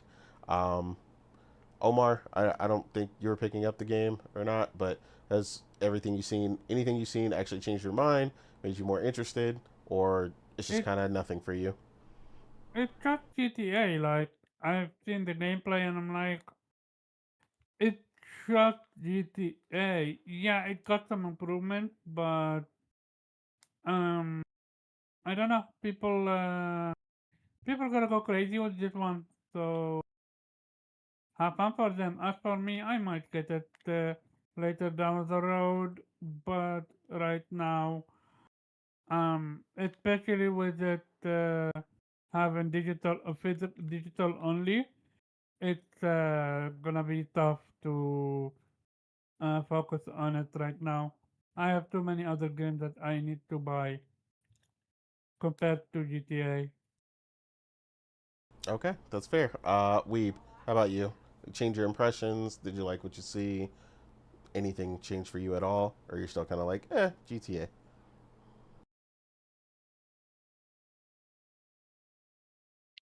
Ask me or Morgan? You. Oh, sorry. Uh, yeah, I mean, to be honest, I didn't really see a lot of the leakage, Hmm. but I like Pause. I just found it funny that the argument there were mostly, or it was made for them, I guess, that yeah, the reason why we're doing a digital is because we're afraid of leaks, and now the entire game apparently leaked. So yeah, it's that's funny to me, and again, throws a wrench in the entire argument. Well, whatever, but yeah, it doesn't change anything. It's just kind of amusing them, the way they're trying to, I guess, plug it and try to find out whoever leaked it and whatever. And it's I guess maybe more interesting than the entire, yeah, the entire whatever they're gonna do with their the Netflix thing, or whatever they're gonna do until, up until the release of the game. Yeah, I guess the chase for the leakers is probably going to be the most entertaining thing up until then. Yeah, Yeah, whatever. It happened. It kind of shows you can prevent leaks. Like the harder you try it, the more likely this is going to happen. absolutely. Yeah, well, this is what it is, I guess. Cool. Morgan, I know you, like me, are also looking forward to GTA 6, and I think you've seen most of the leaks. What were your impressions? Well, they're definitely gonna end that Netflix special by hanging that nigga at high noon. Live on TV in front of everybody. Um, Oh man, I'm sure. I'm but sure they'd love to because they want to make an yeah, example out of they him, about no to matter hang that what. motherfucker by his toenails. Okay. Um, yeah, it was kind of funny though because Rockstar's whole like um stock value went down like 3 billion or some shit like that. It was insane. Ooh. I'm sure Netflix is pissed the fuck off though Oh, because they absolutely. paid for that, and here people are, walking around with snippets and everything like that. For me, I don't know, man. I think seeing these gameplay snippets go around and seeing the narrative, you once again realize that the majority of the gaming um or gamers in the gaming community are um trying to figure out a nice way to say this, stupid. Because it's like they're like, "Oh my god, the game looks terrible." And I'm like, "Well, no, it doesn't." And also, this is like not the final product. But I mean, people did the same thing with when Insomniac got hacked and the Wolverine little leaks came out, and people were like, it was missing like assets and stuff, and people were like, "Oh my god, this game looks like crap." And I'm like, "It's not a finished build, bro." Like every time gamers do this shit every time. Half of it's grifting and half of it's just like ignorance of not knowing how games are made. Um, but it looked like GTA to me, and people said that like it was some kind of like insult. Like, oh my god, it just looks like GTA and Red Dead, and I'm like, yeah, that's GTA 6. Like y- that's what it was supposed to be. Like, I don't understand how you're confused by that. Like, it is the sixth iteration of a Grand Theft Auto title. So yes, it's going to look like Grand Theft Auto. And I think some people are put off by the fact that there's a lot of um and I saw this a lot with the leaks. A lot of like Red Dead DNA. in the game. Like I could tell that GTA is trying to go more grounded as far as like the realism goes. Like obviously with like the potential of the gas filling up your car and stuff like that, but more of like I don't think you'll be able to do the funky ass tricks that you could do in like GTA 5 where it was just like, silly shit. Like you could get on like a ski lift and make that shit like soar across the sky and shit. you know, like doing crazy tricks to jump across like half the town that people would do in their GTA videos. I think they're going for more of a Red Dead realism, where things are more grounded and it kind of, uh, it's more prone towards reality. Like obviously, like the weight system, the hair. I think you'll be able to like get like a tan, things like that. I think it's gonna be, I don't, they were talking about how you won't have that infinite weapon wheel that you had in like GTA 5 where all your weapons that you bought, you just press like L1 or whatever and you can just pick whatever weapon that was in your inventory. But this time it's going to be more like Red Dead where, in Red Dead, if you wanted a specific weapon, you could hold like, you know, up to 2 to 4 weapons, depending on how many holsters you had. But if you wanted to change out your weapon, you had to go back to your horse and get the weapon that you wanted. And they're talking about like in this game, your weapons will be like in the trunk of your car. So you can carry like 2 or maybe more if I guess if you have like holsters or something. But if you Oh, want to taking a more change the realistic loadout, approach. yeah, that's what I'm saying. But if you want to change that out, you have to go back to your trunk and get the weapon that you want. So they're like, that's what I'm saying. They're going for a more realistic, grounded approach with Grand Theft Auto 6, it seems like, instead of kind of like that fantastical kind of thing that you have with GTA 5, which I'm cool with because I mean, people are like, oh my God, it's like Red Dead. I'm like, nigga, I love Red Dead, so I don't give a fuck. I got like 300 plus hours in Red Dead 2. I love Red Dead 2. So if it's like leaning more towards kind of the Red Dead aesthetic of being a more grounded in realism, like you just can't just do, you can still obviously do more shit because it's modern, but it's going to be a lot more grounded than GTA 5. I'm like, I'm all for that. That sounds good to me. Um, but yeah, from what I've seen, it looked good. Like it honestly just made me more excited to see like the official gameplay. Um, on the 25th or whenever the fuck it is on Netflix. Um, other than that, fuck the leaker though, because personally, I don't see this motherfucker as no kind of activist for fucking gamers. He tried to come in and be like, oh no, I'm doing this because I'm pro physical and it's fuck Rockstar and fuck Sony and fuck all these corporations. But hey, here's the link to my crypto. If you could like donate $50, I will show the next link. I'm just like, bro, fuck out of here. And that Paul, Like, eh? so I'm like, it was just so fucking stupid. He's on his website, he's got different, you know, categories that you can vote for with your wallet, to what he'll leak next, which makes me think that he doesn't actually have a full build of the game. He only has a certain aspect of it, which is why he's already kind of like pre-filled out categories like, hey, would you like to see me fly a plane? Would you like to see me, steer a boat? Would you like to see me do this, that? He's making the, he's filling out the fields of what, and letting people vote because, if you, I feel like if you ask him to do a certain thing, okay, go to this building at 12 o'clock midnight and write this on this specific part. I don't think he could do it because again, I think he either has a pre-recorded build, like because people were like, "Oh my god, he's actually got it because he spelled out his name leaks," and I'm like, I feel like this is a disgruntled employee that recorded a lot of this shit while he was still at Rockstar and then just downloaded it on like a drive or something and is now just releasing that in like slow tidbits.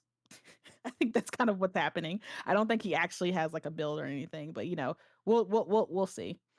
But this whole Rockstar, if I'm gonna keep doing this unless you release the game physically. I'm like, well, thank you for that because you just guaranteed that if that was a possibility that we were going to get a physical, we are never going to get one now because the first rule is you don't negotiate with terrorists. So now they're not going to ever bend the knee on giving people physical copies. So it's like you just kind of pushed the physical crusade back. And you just associated us with fucking terrorists. So I'm like, thank you for that. you're fake ass, activist. I'm here for you. I'm here for the people. No, no, you're not. You're here for your wallet. You're here for you want people to buy your crypto because I think this motherfucker has already made like $300,000 on this crypto with these Oh, I leaks, believe. and that's been the entire point of this thing. And I think that if it won't happen, but let's just say hypothetically, Rockstar or Sony or whoever he's pissed off at, quote unquote pissed off at, you know, paid him to stop. They gave him a certain amount. He stopped because he's not. There's no morals in this. He's not doing this for the people. He wouldn't say no. I can't take your money. It's fuck you. I'm doing this because I want you to reverse this and I want you to stop this. I don't want your dirty money. He would take that shit and run. Okay. So it's like anybody who's like applauding this motherfucker, like he's actually doing something good, like he's not. He doesn't give a fuck. And it's just like, he could have leaked it. Like, why did he wait until like 2 weeks before the gameplay showcase to leak it? Like, where were you like a year ago when this shit got delayed? Like you waited until like, oh, hey, here's a showcase around the corner. Hey, you guys want to see some leaks already? I'm like, what?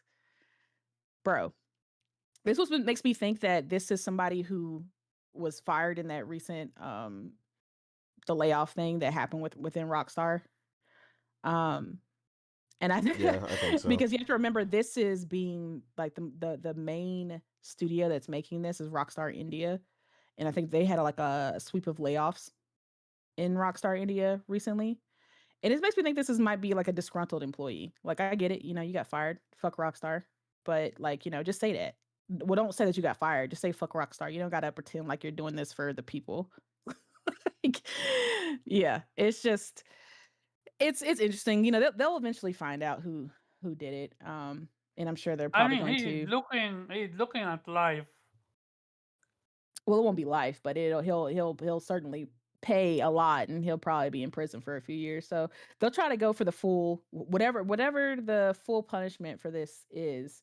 They'll try to go for the full, like what Absolutely. they'll want to make an example out of him. Um, and I'm just like, that's why I'm like, stop requesting things that and stop associating the physical movement with you because you're not helping the cause by doing that. Like you're making shit worse. And it's like, you trying to tell corporations that I'll stop if you do this, and like, well, then they're just gonna do the opposite, bro, because they're not gonna want to do what the fuck you say, because the once you bend to the will of somebody who's blackmailing you, that just opens up the possibility that others will try the same thing. So if they fold and like, okay, sure, we'll give you physical, just stop, then every other hacker out there Yep. will just be like, Rockstar does what we fucking if you fuck with their shit long enough, they'll just give you whatever the fuck you want, and they'll all just try, so they're never gonna bend the knee and give a physical version. So if they had any plans for that shit got scrapped. So whatever, man, fuck that guy. um but other than that, I'm still excited about the game. Like nothing, I wasn't disappointed by seeing anything, and at least this motherfucker didn't release any kind of story related uh you know spoilers, 'cause that would have really pissed me the fuck off. I'm like, bro, come on. Now you're just trying to be an ass.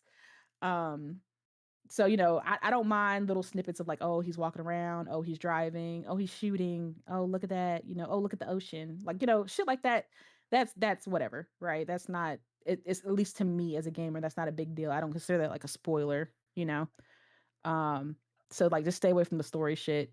And again, the fact that he hasn't played as Lucia yet makes me think that he doesn't have a build, because it's only been Jason the entire time. So I'm just like, I think he just had a certain little, He cutout. showcased her as well.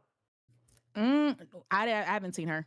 There was a she was in a bikini Again, walking. again, A lot of that, this is a a lot lot of of that that is stuff AI is generated crap, AI which is why I was that telling people are. people you need to Yeah, be careful what you're looking at with the leaks because there's a lot of fake AI crap running around.